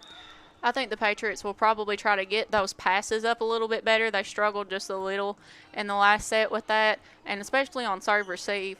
So I think that they'll probably try to focus on that just a little bit more and try not to get so out of system. Those out of system plays are something that's hard to practice for. Amazing save by Letcher County libero number 1, Kaylee Tilley. She got that ball up and got the ball back over to the Patriots. Now we're doing the little tit for tat thing, trying to hit through the blockers. You have to hit hard through these blockers or hit over them, hit around them. You cannot hit into them with the soft tap. Still out of system. Natalie Waddell hits the ball over. Letcher County has the ball going to the outside to hit. I personally think there that she was going to hit the ball hard there for Letcher. She seen a hole over there. People were over in front of her, and nobody was over here. Right. So she just gave it a little love tap to the other side, and they could not get to the ball. It was just like slow motion. It's like we watched it in slow motion. Yep, and it's easily done, especially on that hard cut to the outside there, because like I said earlier, especially on an outside hit, you're preparing for this long corner here. You're preparing for everything to go that way or for line. So a lot of people can't hit a hard cut like she did. They have a hard time getting the ball inbounds and down that tape, over the tape and inbounds and inline. So it's really difficult to do that, and teams have a hard time adjusting to it because everybody on the court is pulled over to the right side. Right. Letcher doing a wonderful job coming into set 4. Going back for the back set to number 11, Charlie Hale. That was outside the antenna from Sloan on the Patriots, going back over to the Letcher County Cougars. That was a great save there for Letcher, number 17, Kiara Couch, a sophomore. A nice up by Stidham on the Patriots, going out to set the ball to Waddell. And a beautiful hit. That was another corner that I was talking about. Everybody is set up to get that cross or to get line because Waddell has been hitting a little bit of line tonight as well. But instead, she decided to hit that sharp cut. She just didn't hit it as sharp as Letcher County previously done. And still, nobody was there because it's hard to adjust, and you have to be really agile to be able to move over and get a hand on those. Nobody in the back for Letcher. Just had one. Everybody pulled up. Nobody was prepared for that hard hit from Mason. That ball just got away from her. She didn't intend for that ball there to go plumb back toward the ball go here. But she wanted it to come back up front so it could be set up. But she just could not get it to rotate. Just a bad rotation on the ball. Sometimes that happens, especially when there's a lot of spin on the ball. You have to be able to stop that spin. And the way that I've learned to stop the spin, you can't move your arms. You don't swing your arms. You just let the ball hit right on the forearm, and you don't swing it all. You're supposed to hold a nice, solid platform and just let that ball bounce off. Let all of that momentum and all that speed bounce off of your arms. That way there is no spin on the ball. Because especially like in college, if you've ever seen college play, they hit so fast, it's like you can't even see what color the ball is when it goes by. And if you move any little bit, then it's likely to go like plumb through the ceiling. Right. So you have to learn to get where you're supposed to be in time for you to stop and have no movement when you pass the ball. And see, like on that one, she had movement when she passed her arm from Waddell on the Patriots side, and she wasn't in the right position to pass that ball, so she tried to pull her arms up, and it kind of created a bad angle for her to pass it, and it went completely into the net, which was unsettable. And Obviously, we didn't get the point from that one, but that's just something that you learn as you go. And when the ball is served, and it's served so fast, and it's served at an odd angle right there. I hate that middle position, especially in serving. When you're somebody that's as tall as Waddell, how do you adjust to that? If you can't move fast enough and you're not in the right position, how do you adjust? It would almost be impossible. As they take a timeout here, we look at the score. Katie, Knott Central being 4 points on the board. Letcher Central being 10, up 6. What are your thoughts as we watched Letcher Central come out and just absolutely put 6 more points up on the board? Like I've said, pretty much the whole game, serves are important. You get that serve, you get that run, and you break the other team's momentum, you break their adrenaline, and you can do anything. You just have to work on that other team. You do the best job that you can do on your side of the court, and you let the other team make the mistakes. And that's what Letcher County has done coming into this set. Absolutely. We see there Letcher Central doing a good job there, putting another point on the board. Number 21, I believe it was for Letcher County, hit that ball into the blockers and let the blockers make the mistakes for Patriots. They hit it outside the lines off of their hands, which probably means that they didn't have their hands turned in toward the court like they should have, and costed them the point. Nice little push there by Sloan, but Letcher County caught onto it quick and got that ball right back over the net. A little bit of miscommunication there for the Patriots. Another free ball, which you cannot do with this great Letcher County team. A beautiful hit by number 17, Kiara Couch for the Letcher County Cougars. And like I said, when you have a strong defense like the Patriots, you have to hit the ball hard. Yeah, we was just talking about number 17 just a few minutes ago, how fast that she was getting over to get the ball. And a save, what a wonderful save that she made a little bit earlier. And we seen her there go up, and as Patriots, they really seen that she was going to get the ball there. Right. They intended to deflect that ball. Unfortunately, there was quite a bit of power behind it when she hit it, and we seen ultimately that she had gained a point for Letcher Central. Right. And that's the power of having confidence in your swing, and especially when they were up as many points as they were up. They were up 11-5 before they lost the point. So they had that confidence. They weren't afraid to make any mistakes.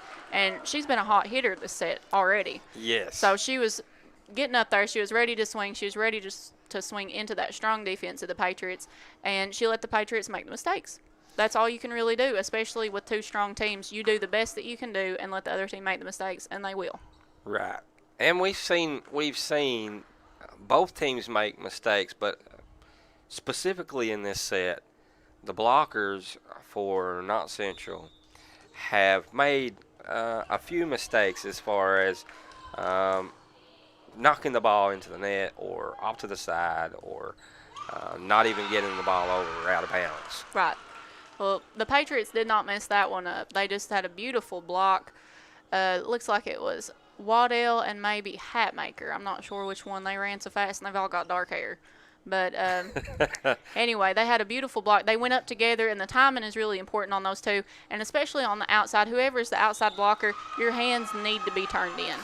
Yeah, they have made some tremendous blocks. I mean, those two are absolutely in sync. It's like they can read each other's minds. I've been watching them. They go up at the same time. It's like they hold air, you know. Yep. They're just floating there for a minute, and they've done a wonderful job. Yep, they have been defending the front line very well for the Patriots, and it looks like a dump from Letcher County, but the Patriots caught onto it pretty quickly, and it's going back and forth free balls. Nobody has put the ball away yet. Let's see if the Patriots do it with the outside pass. Nope, they hit to the middle. Good but hit. An amazing hit by Waddell. Hit it straight off the shoe of number 11, Charlie Hale, for the Letcher County Central Cougars. And now we're back to the Patriots with Ellie Miller back serving again. Not Central 9, Letcher 12. And we're seeing the Patriots trying to come back in this game right now. They are. They are ready to fight. They've got those few good points. They've got those few good blocks. You just need one really good thing, and that just gets that energy up. Just one really good thing, and then they'll just take it and run. There we seen again that it was like a fake set, and she tried to dump it over on them. Yep. And it caught them off guard. Almost got the point on it. Just about. Had a little bit of fighting on the line up there with the ball right at the top of the tape. But it looks like the Patriots got that one, and they are now 10-13. It's just a 3-point game. Letcher County was asleep over there. Seen her head snap back a little bit. Yeah. I think she realized what was going on. Yeah, I think that even when she went down for the bobble, I think she thought the ball was going to bounce up and hit her in the face there. But, yeah, nobody moved. I don't understand what happened there. Oh. And again, right in between them, and they just stood there. That was another thing that I had mentioned earlier. Waddell, the first time that she'd hit, and it just hit the floor right in front of her, she hit it to where she was at now. And then she moved up to the 3-point line, and then she hit it back to where she was again. And there's nothing more frustrating when you're on serve receive than a server that hits in front of you and then hits behind you. The Patriots here with really good momentum. It was 10-4, 2 minutes ago? Not long. And we're looking at a tie game, 13-all. Yep. Patriots really bringing in a lot of momentum. They're feeling pumped up, ready to go. You can see the excitement as Letcher called a timeout. They knew that they were doing something. If you're Letcher here, what do you do differently to try to get back in it? It's not that you're out of it, but to get back in to get your lead back. Break this serve receive. You have to break the server. And that's why Letcher County called this timeout, to try to break that serve and break that momentum. If Letcher County can just get one good pass right now and get that ball back over, I think that the Patriots would let that ball fall because they've got so many points in a row, and all they're thinking about is, they're not going to return this serve because they've already missed it, 3 or 4 times in a row. Right. So they have that in their mind. And now, if Letcher County does get it back over, which they're fighting for it right now, I don't think the Patriots will fight as hard for it because they've already got so many points in a row. Nice back set by Mueller, and a miss hit by Mason on the outside. It was just a little bit too far in, and those are hard to adjust to when they're a little bit farther inside. You have to either push it to the line or kind of flip your hand backwards and get it back to a line shot because you're on the right side. And right side's hard for a right-handed person to hit. A right side hitter is more for left-handed people. Nice hit. What happened? Somebody was just barely in the net. You can barely see it moving on Letcher County's side. I don't even know who he called. He didn't hold any numbers up. Yeah, I didn't see it. I was my eyes were on the ball, so I didn't even look at the net. And it was in the air when they called it. So it goes quick. See, she had a little bit of movement on her arms there, and it just rolled right up to her shoulders. Still had a beautiful play on that. Just hit the ball a little bit outside by number 4, Autumn Wampler. Patriots get the ball again, leading just by 1 point. Beautiful pass by the libero on Letcher County side, number 1, Kaylee Tilley. Ball goes back over to the Patriots, who were trying to put it away, but Hatmaker just did not beat through that strong defense. But it looked like the Letcher County Cougars were ready to get that one that time. They had their coverage set up well.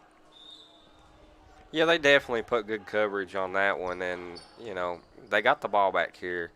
Let's see what they can do with it and try to build up their momentum.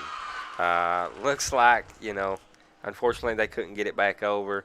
I believe here the momentum is on Knott Central side. It is you can hear the excitement. You can hear the crowd getting into it, and I believe that the momentum here is definitely on the Patriots side. I would agree.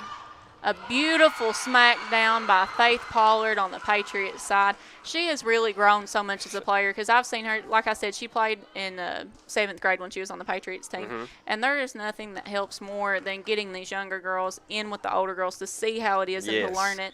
And obviously that's helped quite a bit with Faith because I remember I would help her when she first started, and her timing was pitiful. Like, she had a really hard time where she is so tall, and obviously she's the second best hitter on Knott Central's team, and she is just a freshman, so I can only imagine how well she'll do when her senior season comes around. Now, Pollard plays basketball as well, and I believe that her playing basketball I've watched her play basketball. A good ball player. She's a really good basketball player. She was a go-to person in the game. I've watched it many a times. Playing basketball or any other sport, how do you think, Katie, it would help you coming in to a game like volleyball?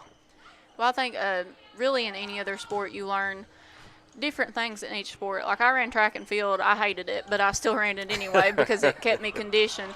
But you learn how to deal with different types of people because it's kind of stereotypical, but like when you hang out with the volleyball girls, then you have that group of friends and the way that they act, and then you go and hang out with the basketball girls and they're different. Mm-hmm. They talk different. They communicate differently.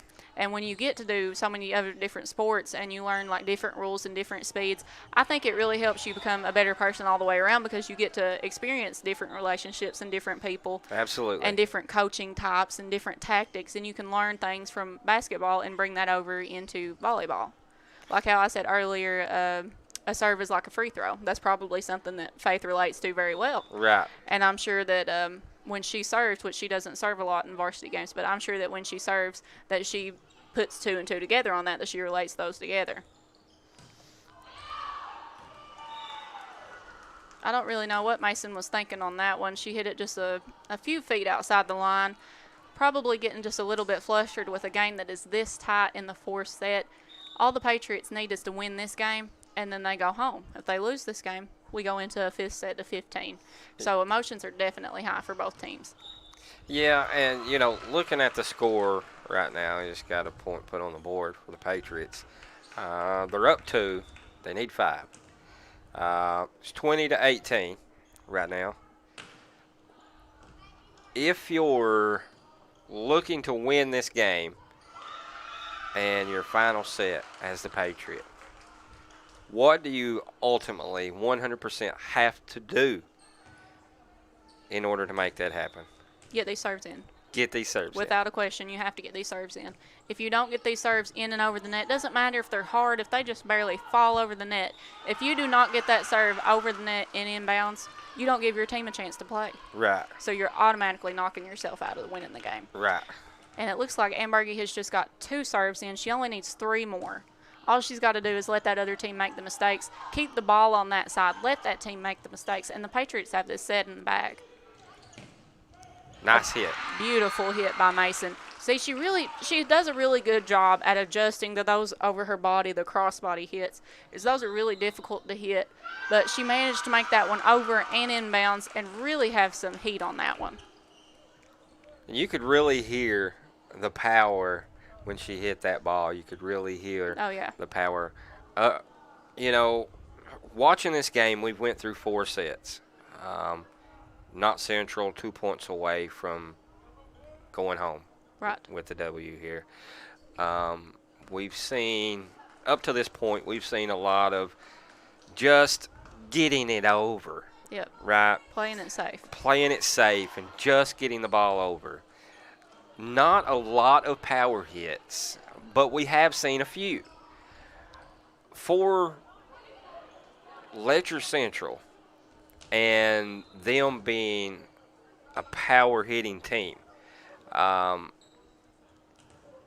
who do you go to if you get the ball back in your hands before the Patriots get 2 more points?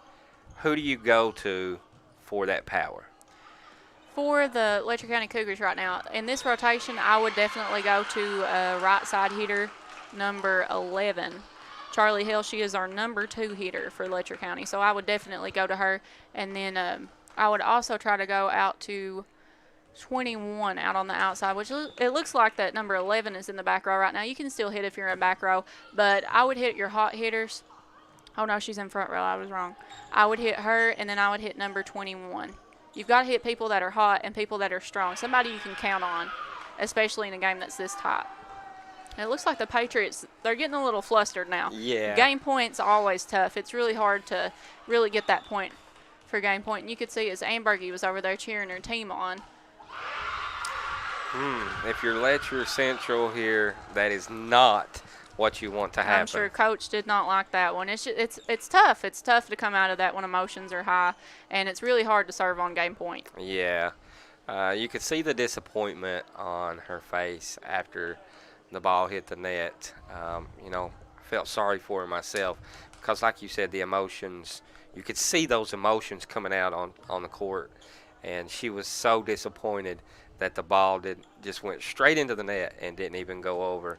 Right. And like you said a while ago, if you don't get the ball over, you don't give your team a chance to get back in the game. There's a lot of weight to carry with that last serve and on game point, and it's something that you just have to learn as a player, and as I have learned playing so many years as I did, is that even though it's, you know, game point, it's not your fault if you miss the serve. It takes the whole team to get in that position, and it's really hard to see a team put blame on a server that misses that game point because everybody on the team has always done it. Everybody does it.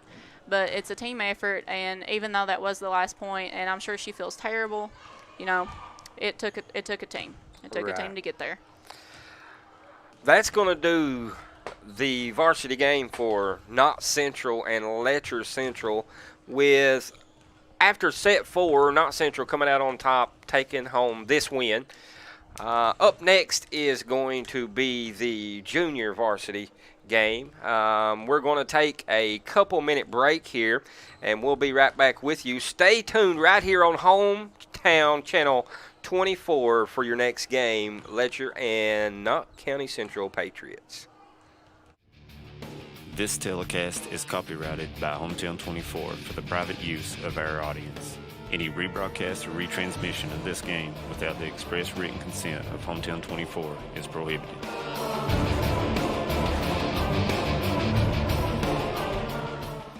For over 100 years, the Bank of Heinemann has been committed to serving our community and serving the future of our families, homes, and businesses. With our new convenient online banking, viewing your account balance and history, transferring money, and paying bills has never been easier or more secure. And with the construction of our new headquarters, we've renewed our promise to Heinemann to stand by our customers even in troubling economic times, because we're not just your bank, we're your neighbors. That's the Bank of Heinemann. Log on to www.bankofheinemann.com or give us a call at 606-785-3158. No matter what town or community you live in, there's a Tim Short dealership nearby. That's because our family of dealerships are dedicated to serving the folks throughout Eastern Kentucky. Our employees are your friends and neighbors, helping to support the local economy and provide safe and affordable transportation to everyone that shops the family of Tim Short dealerships. Our entire inventory can be found with a click of a button at timshortautogroup.com. Visit us online and join the thousands of customers that took the short drive to satisfaction today.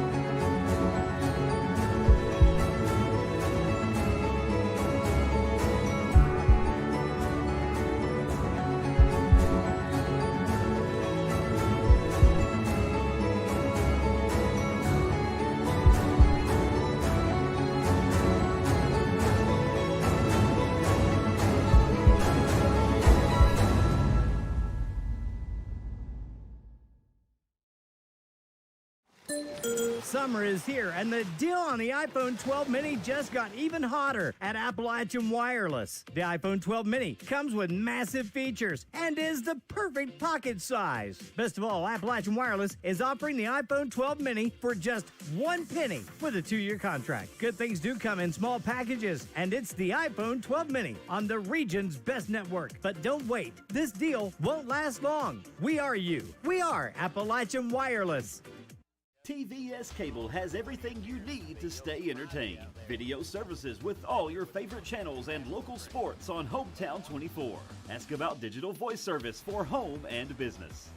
High-speed internet so you never fall behind in a game. There's something for all ages. We've got you covered. Sit back and enjoy everything TVS has to offer. Stay connected with TVS. Being in an accident can leave you feeling vulnerable and lost. You need a lawyer who will fight for you and be there by your side the entire way. What I believe is that with trust and collaboration, we can get you the justice that you deserve. Go to kyleshall.com right now to schedule a free consultation. I will review the details of your case and get you back on your feet. Don't navigate the legal system alone. Get me in your corner right now.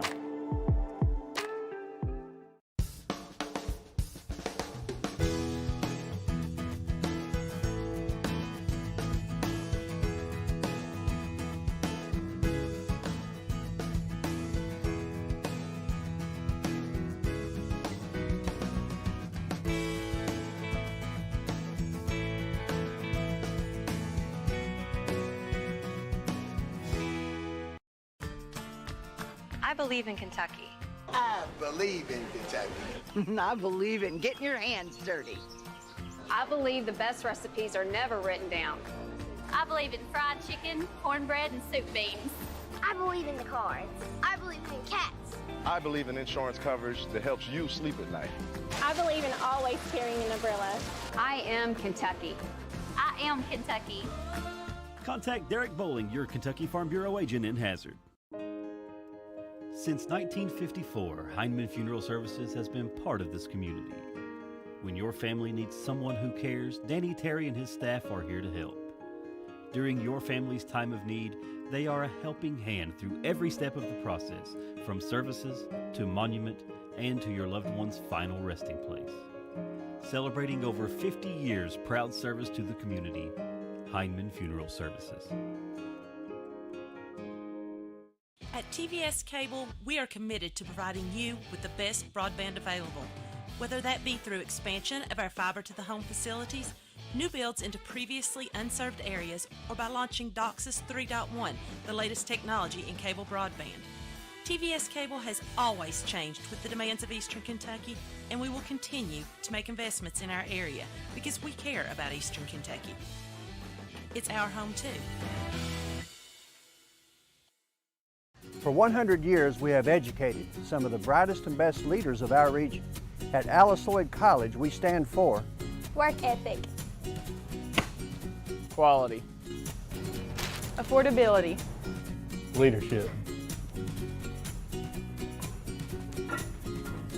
Alice Lloyd College. Stay close, go far. Want to know more about Alice Lloyd College? Call us toll-free or visit us online at alc.edu. What rhymes with great? Participate. Where does greatness start? Here, in the classroom. On the diamond. In the pool. On the field.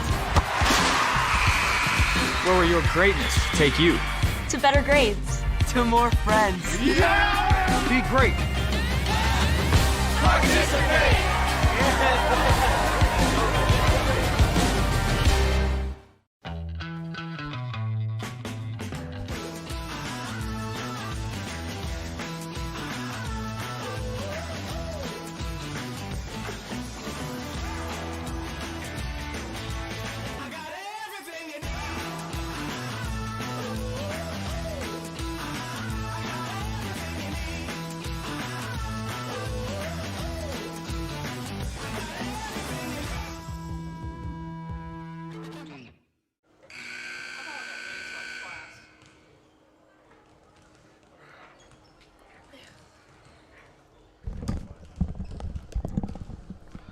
Welcome back to Hometown 24.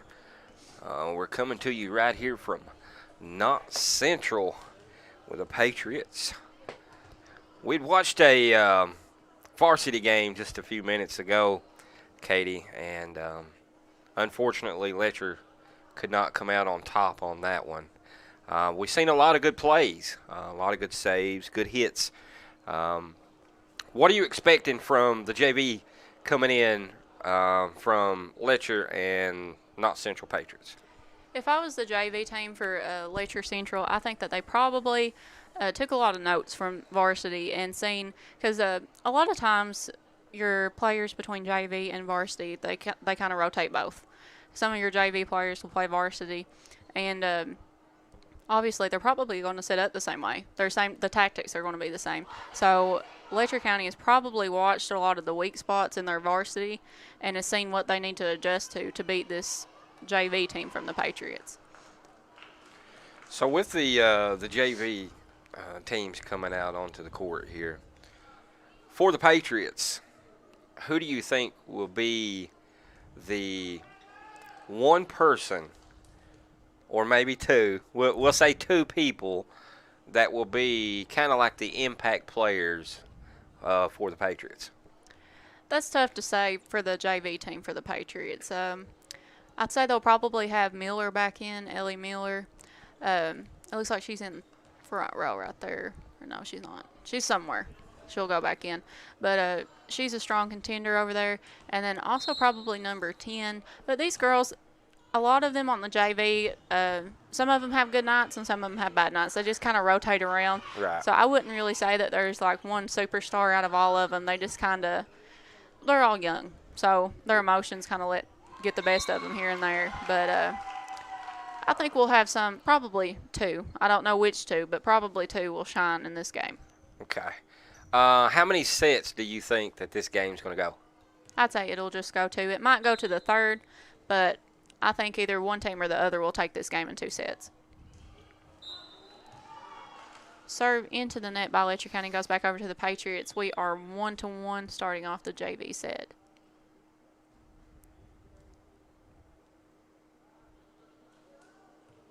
A little bit of miscommunication on who's going back to serve for the Patriots. I believe number 13 forgot that she was coming out of the game, and number 5 went in to serve. Looks like that is Zoe Miller with a strong power serve for the Patriots. A nice set to the outside. Straight back to that corner. Corners are such a strong place to hit in any team. Out of system play for the Patriots. Back over to Letcher County. Beautiful pass up to the setter. A hard smackdown by Letcher County number 33. A little bit of back and forth, but got a free ball over to the Patriots. What steps took by the Patriots over there?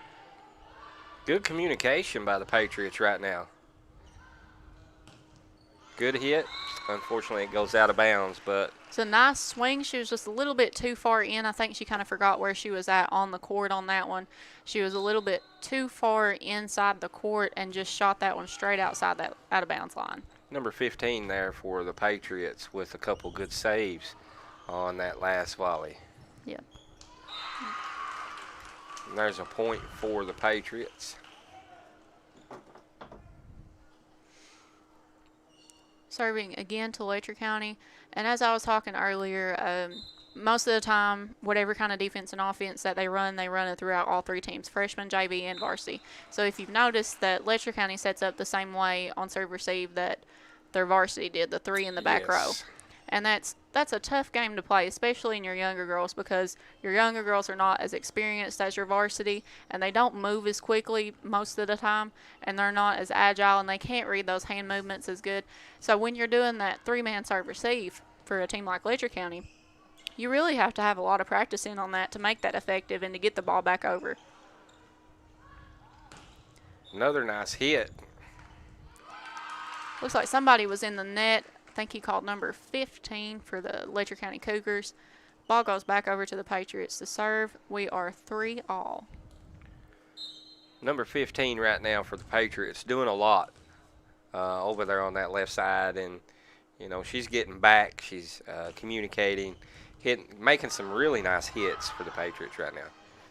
I think you were talking about the 2 best players earlier, and it looks like she's going to be one of them this game, number 15. And I believe that is Ava Waddell. I can't remember what her number is. Yep, that's her. That is Natalie Waddell's younger sister. Yeah. She had a nice hit there, unfortunately, just a few inches out of bounds there. Didn't look like she was too disappointed in herself. She knew that she made a good hit. But I seen her smack her hands there like, let's get it. Let's do better the next time around. That's something that I think every varsity team can kind of learn from their JV or their freshman team, especially freshmen. If you've ever watched freshmen play versus varsity, the freshman girls, if they miss a point, they don't care. They're just there to have fun. They don't care one bit. A little more relaxed on the court. And that's something that I think the varsity team can learn. I think the varsity takes a lot more heat from a game because they're the ones that count as a win or a loss. They're the ones that represent the school. It's the varsity. They're the big dogs. So the freshmen, they don't care if they win or not. I mean, they want to win, but if they don't, they're not going to cry on the court or anything. But I think that that's something that every team should learn. And like you was saying that she was clapping her hands even after she messed up, they just blow that off. They just blow it right off. And that's something that I wish every young player would carry forward with them when they start playing in the bigger leagues, is that when you mess up, you just brush it off. Right. Forget about it. Move on. Like you said, Katie, when you get sophomore and then you get into your junior year and into your senior year, it's like a lot more weight is put on your shoulders to kind of do your part for the team. Right. And when that don't happen, you do tend to become more down on yourself than what you would be, say, as a freshman coming in on the game. Being a little more relaxed, and like you said, you want to win and you're excited for the win, but it don't break your confidence so much to where that all that weight's not on you. Right. When I was in 8th grade, I was playing for the high school team, and I played varsity. And I begged and begged. I said, please just let me play freshman and JV. I don't want to play varsity. I don't want to play with those older girls, because I was the youngest one out there, and I had to play. And the pressure from them, if I messed up because I was the youngest one, was like crazy. Right. And they weren't mean about it or anything, but it's different. It's so much easier and careless, and just you don't worry about it as much if you're playing with girls that are the same age as you, and if you're younger. Right. You don't have that strength. Right. Knott Central doing a good job right now. They're looking calm. They're looking relaxed, making good passes, getting some good sets, and putting points on the board. And they are up 3 right now, 9-6 in set 1. Letcher County is really trying to get the ball out so that they can get that good hit on it. They're having a hard time getting the passes there in the back row and then keeping it out of the net for both teams, I think. Yeah. I think we probably got 4 calls between the two of them already in the set for just getting in the net. And that's very common in younger girls because they just haven't had that experience, and they don't know as well how to stay out of the net and how to stop themselves from getting into it and just learning their place on the court. There's a good save there. Number 10 for the Patriots. It's a beautiful hit by number 83 from the back row. Smacked that right in the bounds of the left side there, which I guess on that side would be right side. Yeah, whoops. We kind of look at it backwards. Yeah. Patriots are serving to Letcher County. Just failed to get that one over the net. Hit the top of the tape. And that was number 15. We was talking about her a while ago, making some really good hits for the Patriots. And, like I said, even though she is disappointed, she didn't let that get her down. Right. She's right back in the game, making a good set there. Nice hit. Beautiful save in the back row by Letcher County number, I think it was 13. Couldn't see your number all the way. Letcher County is really trying to get those passes and those sets out to the hitters so that they can get this ball down and get some points on the board. Beautiful hit by number 14 for Letcher County. What a strong powerhouse for somebody that looks so small on the court. Yeah, and, that resulted in a point for Letcher County. Really, I know in front row you think you need to have tall players, but you can have somebody that's not that tall still play front row. It's about how they play and how high they can jump and how they can adjust to the ball. There's plenty of ways. You can get somebody that's 5 foot tall to hit a ball over the net around somebody that's 6'3". It's possible. You just have to learn how to adjust the ball and how to make the way that you were made work. Right. Like we see number 4 there, she wasn't really – I don't think she was really intentionally trying to get the point. She kind of just hammered it over. I think she was really trying to set it up for the pass. But like you were explaining to the viewers earlier, how you want to keep your arms straight and don't move, because when you do, it'll put spin on the ball and it'll hit it in a different direction. Right. And I think that's what we've seen there. But when she ended up getting the point, she did get a point off of it. You could see the excitement from her. And we're watching this young team play this game. And as we're watching, I'm seeing the things that you were describing to us in the prior game about keeping your arms and not letting the ball rotate. And if it is coming and it's rotating, that you can stop it and send it in the direction that you need to and let it hit on your upper forearms. That's something that these younger girls, I'm sure that they focus on a lot in practice, is that you have to get your arms in the right position because everything is a step. Everything relies on each other. So you got to get the serve over. Next thing after you get the serve over is when the ball comes back, you got to get that good pass. Got to get the good pass to the setter. Then you pass that job on to the setter to get her good set, and then you pass that job on to the hitter to get the point. Or it could be a dump or anything like that, but it's always a step. And especially in the younger girls, something that's the two very most important things is serve receive, passing that ball, getting your arms correctly, and serving the ball over and inbounds. Yeah. That would be the two things that I would focus on the most with the younger girls, would be just getting those, because those are building blocks, especially when you get up into varsity.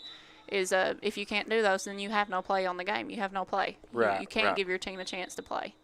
It was a nice hit by number 27 for Letcher Central there. We was talking about just a few seconds ago not getting down on yourself. Everybody come over and patted her on the back to encourage her, and that's a really good thing to see, that they didn't really let it get them down. They're encouraging themselves. And when you're playing any sport or any game, you definitely sometimes have to encourage yourself so that you can keep pushing forward. Right.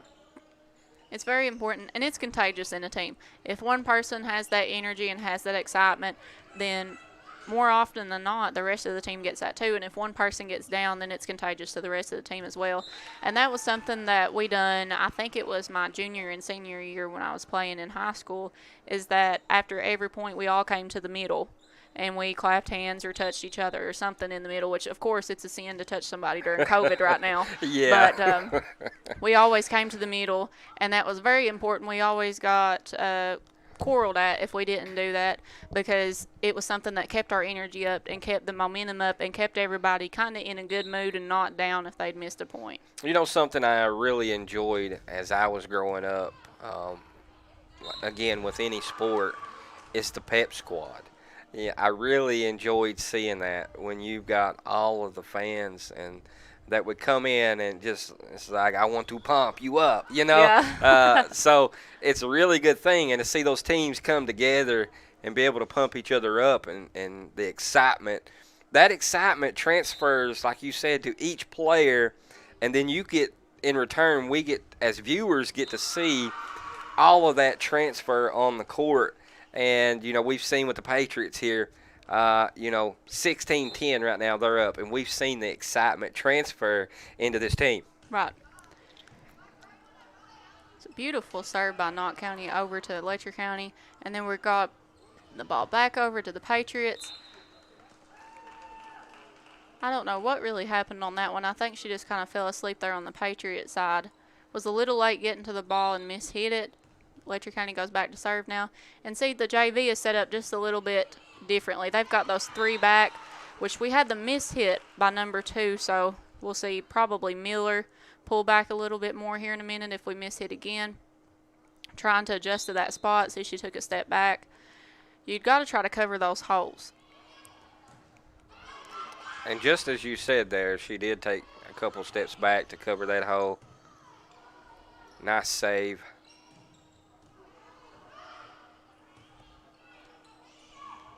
Free ball there. Barely got that back over. Look at that. It's number 2, Cammie Hofsis, that tapped that one over. Number 15 for Letcher there, trying to get the ball back over. Just hits the top of the tape. Patriots are serving to Letcher County now. We got the libero in the back row with a 3 returning serve. Nice serve. Tripped over her feet just a little bit there. Got the ball up, but the other 2 in the back row just could not get back there fast enough.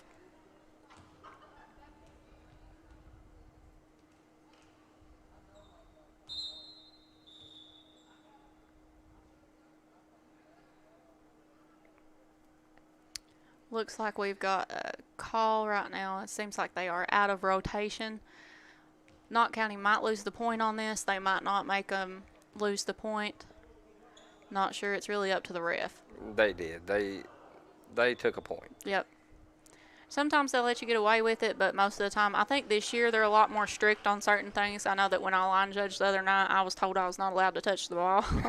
Yeah. That the players on the court had to go after the ball because and every year that I have played, always, if somebody on the court didn't go for the ball, the line judge did. And most of the time, whoever's line judging, they don't play any sports, so they just walk back and get it. Then it's 5 minutes trying to get the game back started. But if the girls run off the court and get the ball, then the game isn't stalled as long. Right. And he was very specific with me. He said, "You do not touch that ball. The girls are to get that, and they know that they are to get that." And he said that was very strict in the rule book this year. And I'm sure that there's a couple other things like out of rotation that was very strict as well, because it also got called the other night in a Knott Central and JBS game. Just like we seen, ultimately deducting a point from the Patriots there because of out of rotation. I would think that there would be a lot of new rules that implement, and I believe that it might have a lot to do with the COVID.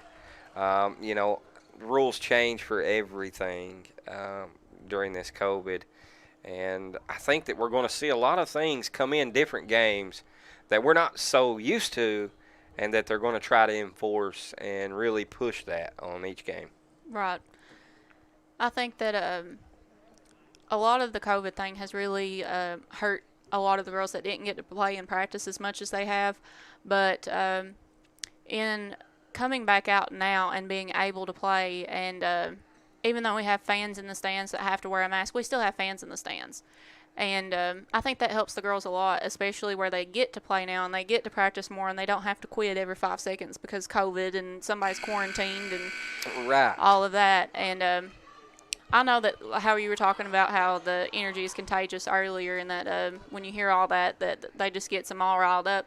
I know that as I grew as a player, when I was younger, I didn't want people in the stands. I didn't want people watching me. And then as I got to junior and a freshman, and then I was in college, I wanted more people there. I wanted to hear that. I didn't care who was in the stands. I didn't care if it was so-and-so and it was this one's boyfriend and this one was cute. It didn't matter. All I thought about was the court, but I just loved having people back there cheering, and it's just so helpful to have that energy carried on. And when you have COVID around and there's nobody in the stands, how are the girls supposed to keep that momentum going unless they have it themselves? Right. And I personally myself have tried to watch different games, and when all this COVID stuff began, there was an issue with fans and support being there for the teams. And watching those games was a little bit hard because something wasn't right. The energy wasn't there. Right. And some of the regulations now and the stipulations for the COVID, some are got their mask on and things like that, but are allowed to come to the games now. And like you said, we were talking about the energy. And what people don't understand is the energy from the fan base and the parents and the friends and the family that come to these games make a huge difference to one single player. And then it will absolutely go to each and every person on the team. And I believe that it's a really good thing now, even though COVID is still around, the old nasty feller's still here. I wish he would go away. But right now we got to learn to live with it. Right. And seeing these people here for these kids, we're looking here, and seeing these fans and family here for these kids, it's a wonderful thing to see. It is. And like I said, especially coming from not being able to do that as much last season, I'm sure these girls are very appreciative to have those people. I mean, even though you have probably mom and dad that said so-and-so was in the net and is making a big fuss, I mean, at least you have somebody there. Right. You have somebody there that's paying attention, that's watching, that's cheering you on, that's booing you whenever you get something that they didn't want you to get. Right. I mean, it's just... you really need people. It's hard to play sports. It's just like practice if you don't have nobody there. I always heard, Katie, growing up, that you don't know what you got until it's gone. That is true. And no time like this time that we're living in, have we learned right now that we didn't know what we had until it was gone? And now that we're slowly going back into what we call, I guess, a normal living, we see a lot more people getting out, a lot more people playing sports, a lot more, like you said, mom and dads coming, booing you if they have to. You know what I mean? Yeah. And again, it's such a blessed sight to be able to see this, and I hope that it continues, and I hope that everybody can stay safe and healthy out there, and be able to see this wonderful event like these kids unfold. I agree. I think that this will help them tremendously, even though that they've kind of, it's still difficult. I mean, you don't have as many people there, but you still have some people there to watch you, and it helps tremendously to have that energy and to have those fans and have somebody tell you when you get home that you done a good job and that I'm proud of you, or you done good, but this is something you could work on. You know, Right. That constructive criticism's a little hard to take sometimes, but I think these girls are probably a lot more appreciative of the fans and probably don't say as much, well, I don't want people here because I don't want to mess up. Right. And I think that's also something that's helped them learn and helped them build a lot as people. And that's another thing. Whenever I coach, I have Sportsplex teams that I coach whenever we have the Sportsplex League in the winter. And whenever I coach a team, that's something that I like to really instill into my team, is that it needs to be about building as a person. And I will not play somebody if they shouldn't get off the bench. If you have an attitude with me or an attitude on the court, I don't care if you're my very best player, you will sit the bench. Right. And I have to completely agree with you, Katie. We talked about it a little bit earlier on the first game about sportsmanship. And, a lot of people think, well, that's just volleyball, or that's just football, or that's just basketball. There is a lot more to than just the game. It instills so much things for these kids. And just to name a few, discipline, structure, character. I mean, it does so much for these kids. And, seeing someone come out, like you said, you got a bad attitude, I don't care if you are my best player, I'm putting you on the bench. And I 100% agree with you. I think that that's how it should be. I have seen it in some cases that didn't matter, that those kids and players could say what they want and still be right out there. I think my personal opinion, I don't think that that's the right way to go about it. I agree. I think sports, especially even when you have a rivalry like this, like with the Patriots and the Cougars, the Cougars to Knott Central is kind of like Cordia to Knott Central basketball. I mean, you really want to beat them. You really want to fight against them. And I think that instilling that discipline and all of those things that you need to instill into sports, especially sportsmanship, is very important in games like this, because it is a heated game. And you do get mad. And it's a very tight game. Like the last set, the Cougars just won by 3. It was 21-19. And that's something that some girls might hold on to. They might hold on to, well, Letcher County always beats us, or we always beat the other team. And being able to play a team that you're so close against and to just learn all of those different things that you learn into sports, I think it really builds them as people and really helps build their character and their discipline. And I know that going through sports for so many years that it helped me to be able to do this today. Like normally, if I wasn't in sports for so many years and I wasn't comfortable being around people and being out in public and all that, I wouldn't be on the TV commentating today. Right. And I credit a lot of things to sports because it helped me grow tremendously as a person, and it helped me learn a lot of discipline, and it did help me learn time management. I've slacked a little bit on that here recently, but maybe I need to go back to volleyball. So much for time management. Yeah, it's out the window, right? Yeah, so we'll just forget about the time management thing. I need to relearn that one, I think. That's okay. We was talking a little bit earlier, Katie, that I believe you said it was 2017. You was part of the volleyball team that for a long time was the first team that beat Letcher Central here.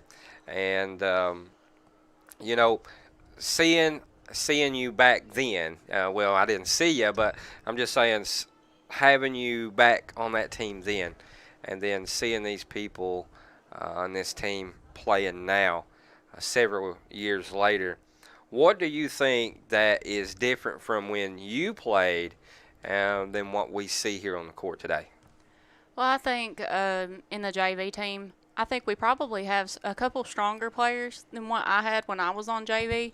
And in varsity, I think we have more girls that have different strengths, stronger strengths in certain things, like the libero. I feel like the libero for the varsity is very strong for the Patriots. And for Letcher County, everybody on Letcher County's varsity was a strong player all the way around when I was in high school, and we had a very strong team all the way around as well.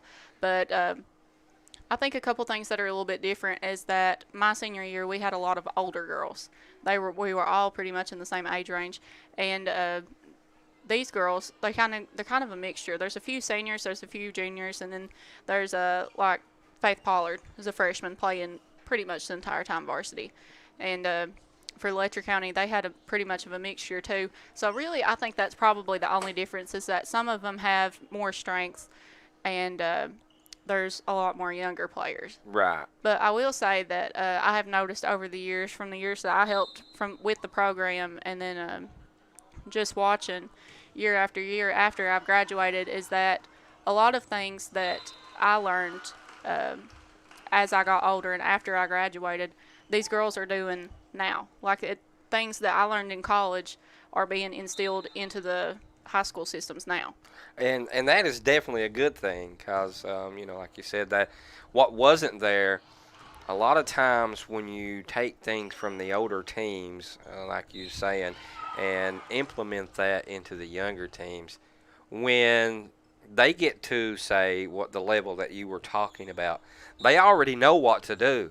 So right. even let's say they just come in as freshmen, but that's been being implemented in them several years before, and them right. learning that situation, and they come in as a freshman, that is really going to make them kind of like a powerhouse, kind of. Right.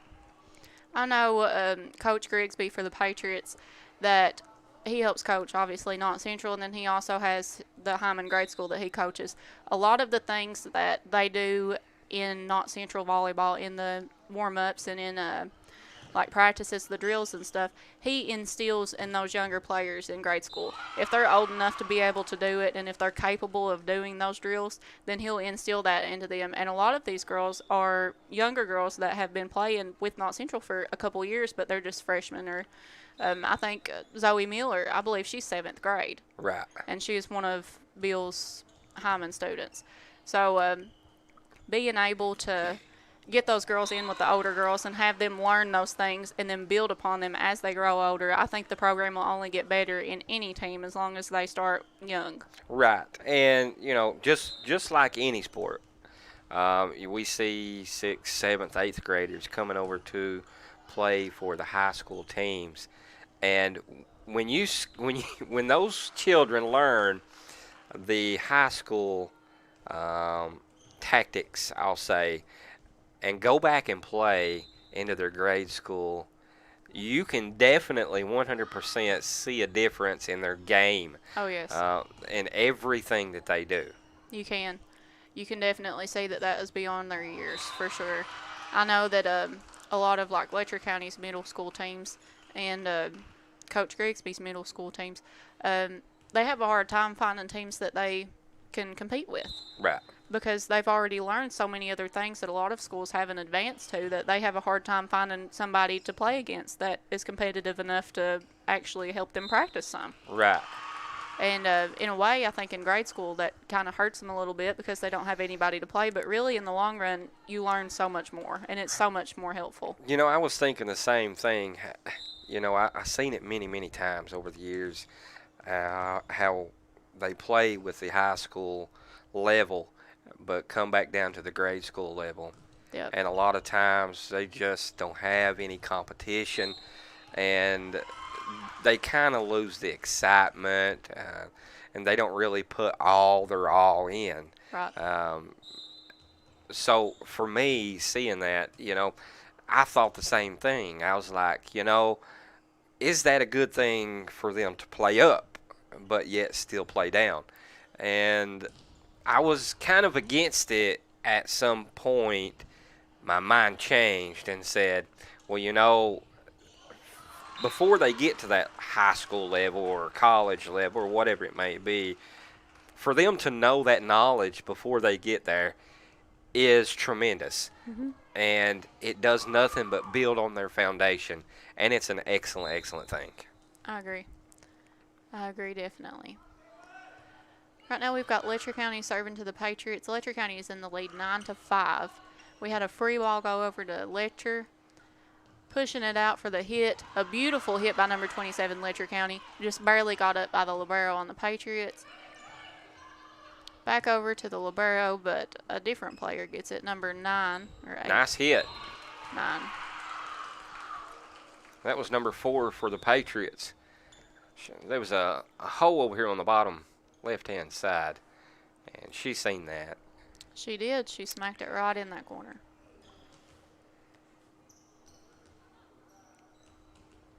Going to trade some players. So number 18 went back into the game and number 13 to play front row. Nice high serve by number 10 for the Patriots. Just barely got that ball inbounds over there. Luckily there was a Letcher County player there to make sure that that ball did go inbounds. She had a little bit of a miss hit because she was going toward the stands on that one. And that one just floated right on out for the Patriots. Sometimes those are hard to adjust to, especially when you just come in the game or you have some kind of adrenaline going.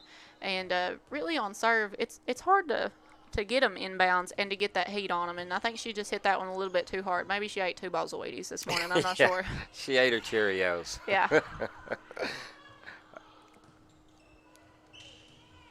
I hope she's eating those low cholesterol ones. That'll help her when she gets older. Yeah, that'll help her when she gets older. No sugar on those Cheerios. Don't be like me. I have a cup of sugar in my Cheerios. Well, I do too, but that's a secret. We won't tell nobody. Nice save by 15. We've been talking about her there for the Patriots. Oh, yeah. Taking steps toward her older sister, trying to work her way toward that varsity, I'm sure. They're very competitive, both of those two are, her and her sister. That's something I never had growing up. I grew up with 3 sisters, and I didn't ever have anybody to be competitive with. I always beat them up and made them tough, how they say the brothers do. And then they turn around and beat me up. But, having someone, a brother and a sister, to go head-to-head with each other, close age range, really helps. Right. And, you can see that when they come on the court, especially if they play on the same team or just within a couple years of each other. And that's something really exciting to see as well. Right. Me and my sister that was on here with me last week, she chickened out this week and wouldn't do it. But she is, I think it's 5 years difference from me. And she was 8th grade on varsity when I was a freshman. So I got to play with her a little bit then. But in our Sportsplex League, she plays with me the whole time in the Sportsplex League. And we have a really good hitter and setter. She's a setter. So we have a really good hitter and setter relationship there. And I think a lot of that is because, we don't care to yell at each other for one. Yeah. And we have that kind of competition. And it is really good to have somebody that you can compete with that you're not afraid to tell, well, you hit that ball wrong. And, right. I think the chemistry that you're talking about, that chemistry, it can't be found between just, friends. But when you got somebody that's like a friend family, you know what I'm saying, a family, yeah. Then that chemistry that comes between you guys, like you said, you can look at each other and say, what are you doing? You're not supposed to do that or this. So when you take 2 people, and I've seen 2 brothers and I've seen 2 sisters, take basketball, for instance, play together. They grew up together, and that chemistry was there. They know how each other plays. They can read each other's minds, the body movements. And to put 2 people together like that, that is really, really hard to stop. Right. Doing a little bit of tit for tat between the Patriots and Letcher County right now. A little bit of a mishit there on the pass. Kind of went between some foreheads there, but Letcher County Cougars got the ball back. And back to that chemistry thing, me and one of the coaches were talking about that the other night, actually, that the players have a rotation. They have a lineup. And if you change that lineup any bit, then it's like they just can't play. And it's because they're so used to playing beside the same people, which actually hurts them a lot more than it helps them. You understand the relationships and you get to know the people, which is great. But also, if you don't practice and if you don't keep other people beside of you constantly and learn everybody, I think it hurts more than it helps. But we had a lot of that going on my senior season too, and that was a lot of probably what helped us lose the championship game my senior year. Right. Was that we were not used to playing around other people. But that chemistry, me and my setter in my senior year, we had amazing chemistry.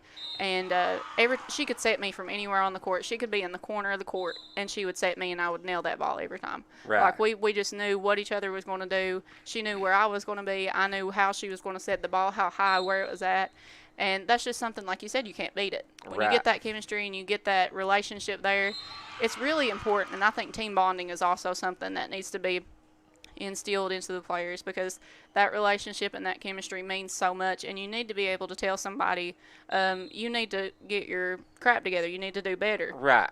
And I completely understand. You know, a lot of the teams that we see over the years, for the most part, you got 2, max 3 people on a team, on any sport really, that are your go-to people. Right.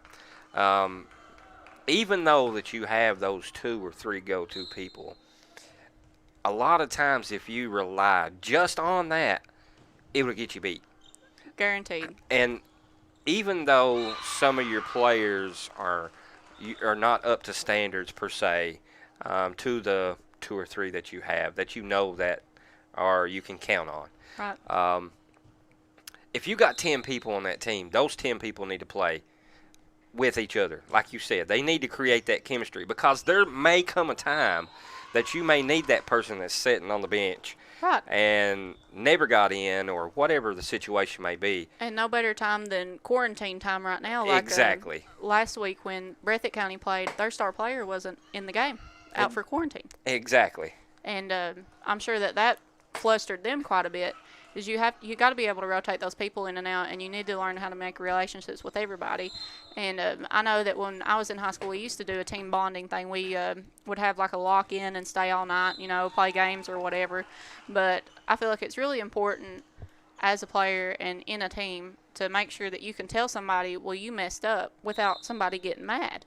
Like, not say it all mean like that, but right. I mean, you need to be able to say, well, that was my fault, I'm sorry. Yeah, my bad. We'll pick you up, and just be able to say those truthful things without somebody getting mad and storming off the court and flipping the bird and crying and, yeah, right. everything in between. We see that all the time. And that's just something that a lot of these young players have to learn, and that's a lot of things that sports teaches you. I love sports. I think it teaches you so much. And, well, it looks like we just finished that set 21-14. Letcher County took that one as well. All right, that's going to do us for this set. We're Hometown 24. Stay with us. We're going to take a break, and we'll be right back. For over 100 years, the Bank of Heinemann has been committed to serving our community and serving the future of our families, homes, and businesses. With our new convenient online banking, viewing your account balance and history, transferring money, and paying bills has never been easier or more secure. And with the construction of our new headquarters, we've renewed our promise to Heinemann to stand by our customers even in troubling economic times, because we're not just your bank, we're your neighbors. That's the Bank of Heinemann. Log on to www.bankofheinemann.com or give us a call at 606-785-3158. No matter what town or community you live in, there's a Tim Short dealership nearby. That's because our family of dealerships are dedicated to serving the folks throughout Eastern Kentucky. Our employees are your friends and neighbors, helping to support the local economy and provide safe and affordable transportation to everyone that shops the family of Tim Short dealerships. Our entire inventory can be found with the click of a button at timshortautogroup.com. Visit us online and join the thousands of customers that took the short drive to satisfaction today. Welcome back to Hometown 24. I'm going to do a little bit of recap here for the games. Katie, let's start off with our varsity game. Give us a little bit of recap on that, on what we had. Okay, so varsity game, first set came out. The Patriots won that one 25-19. Really just came out kind of strong in that one. Everybody was a little flustered, but they came out with the win. Second set, Patriots lost to the Letcher County Cougars by 2 points in a 26-24 game, pretty much within 3, 4, 5 points the whole game. Pretty tight. It was a bunch of momentum changes. We had a lead change. And third set, Letcher County came out Patriots came out 25-21, won that third one. Went into the fourth one, they won it again with a back-to-back 25-19 like in the first set. Really found a way to come out and beat that Letcher County team and just keep that momentum going. Right. Excellent games that we got to watch there, and a tremendous job by the Patriots there for the back-to-back, set 3 and set 4 there for the varsity win. Going into the JV here, we just got through both sets. We didn't get to go any further than 2 sets here. Give us a little recap there on the scores for those 2 games. So Letcher County and the Patriots for the JV team, they were both kind of back and forth. I think the strength of the Letcher County team was definitely in their hitting. They hit a lot more than Knott Central did. And like I've said numerous times in the varsity set, you can't play it safe. You have to play it strong. And Letcher County has strong hitters just like Knott Central does, but Knott Central didn't use them as much, and I think that was kind of a downfall for them. But they ended up losing the set 19-21. Letcher County won, and Letcher County won second set 21-14. 2 great games brought to you right here on Hometown 24. We want to thank all of you for tuning in with us right here on Hometown 24. Be safe out there, and until the next time, God bless each and every one of you, and God bless the USA. Good night.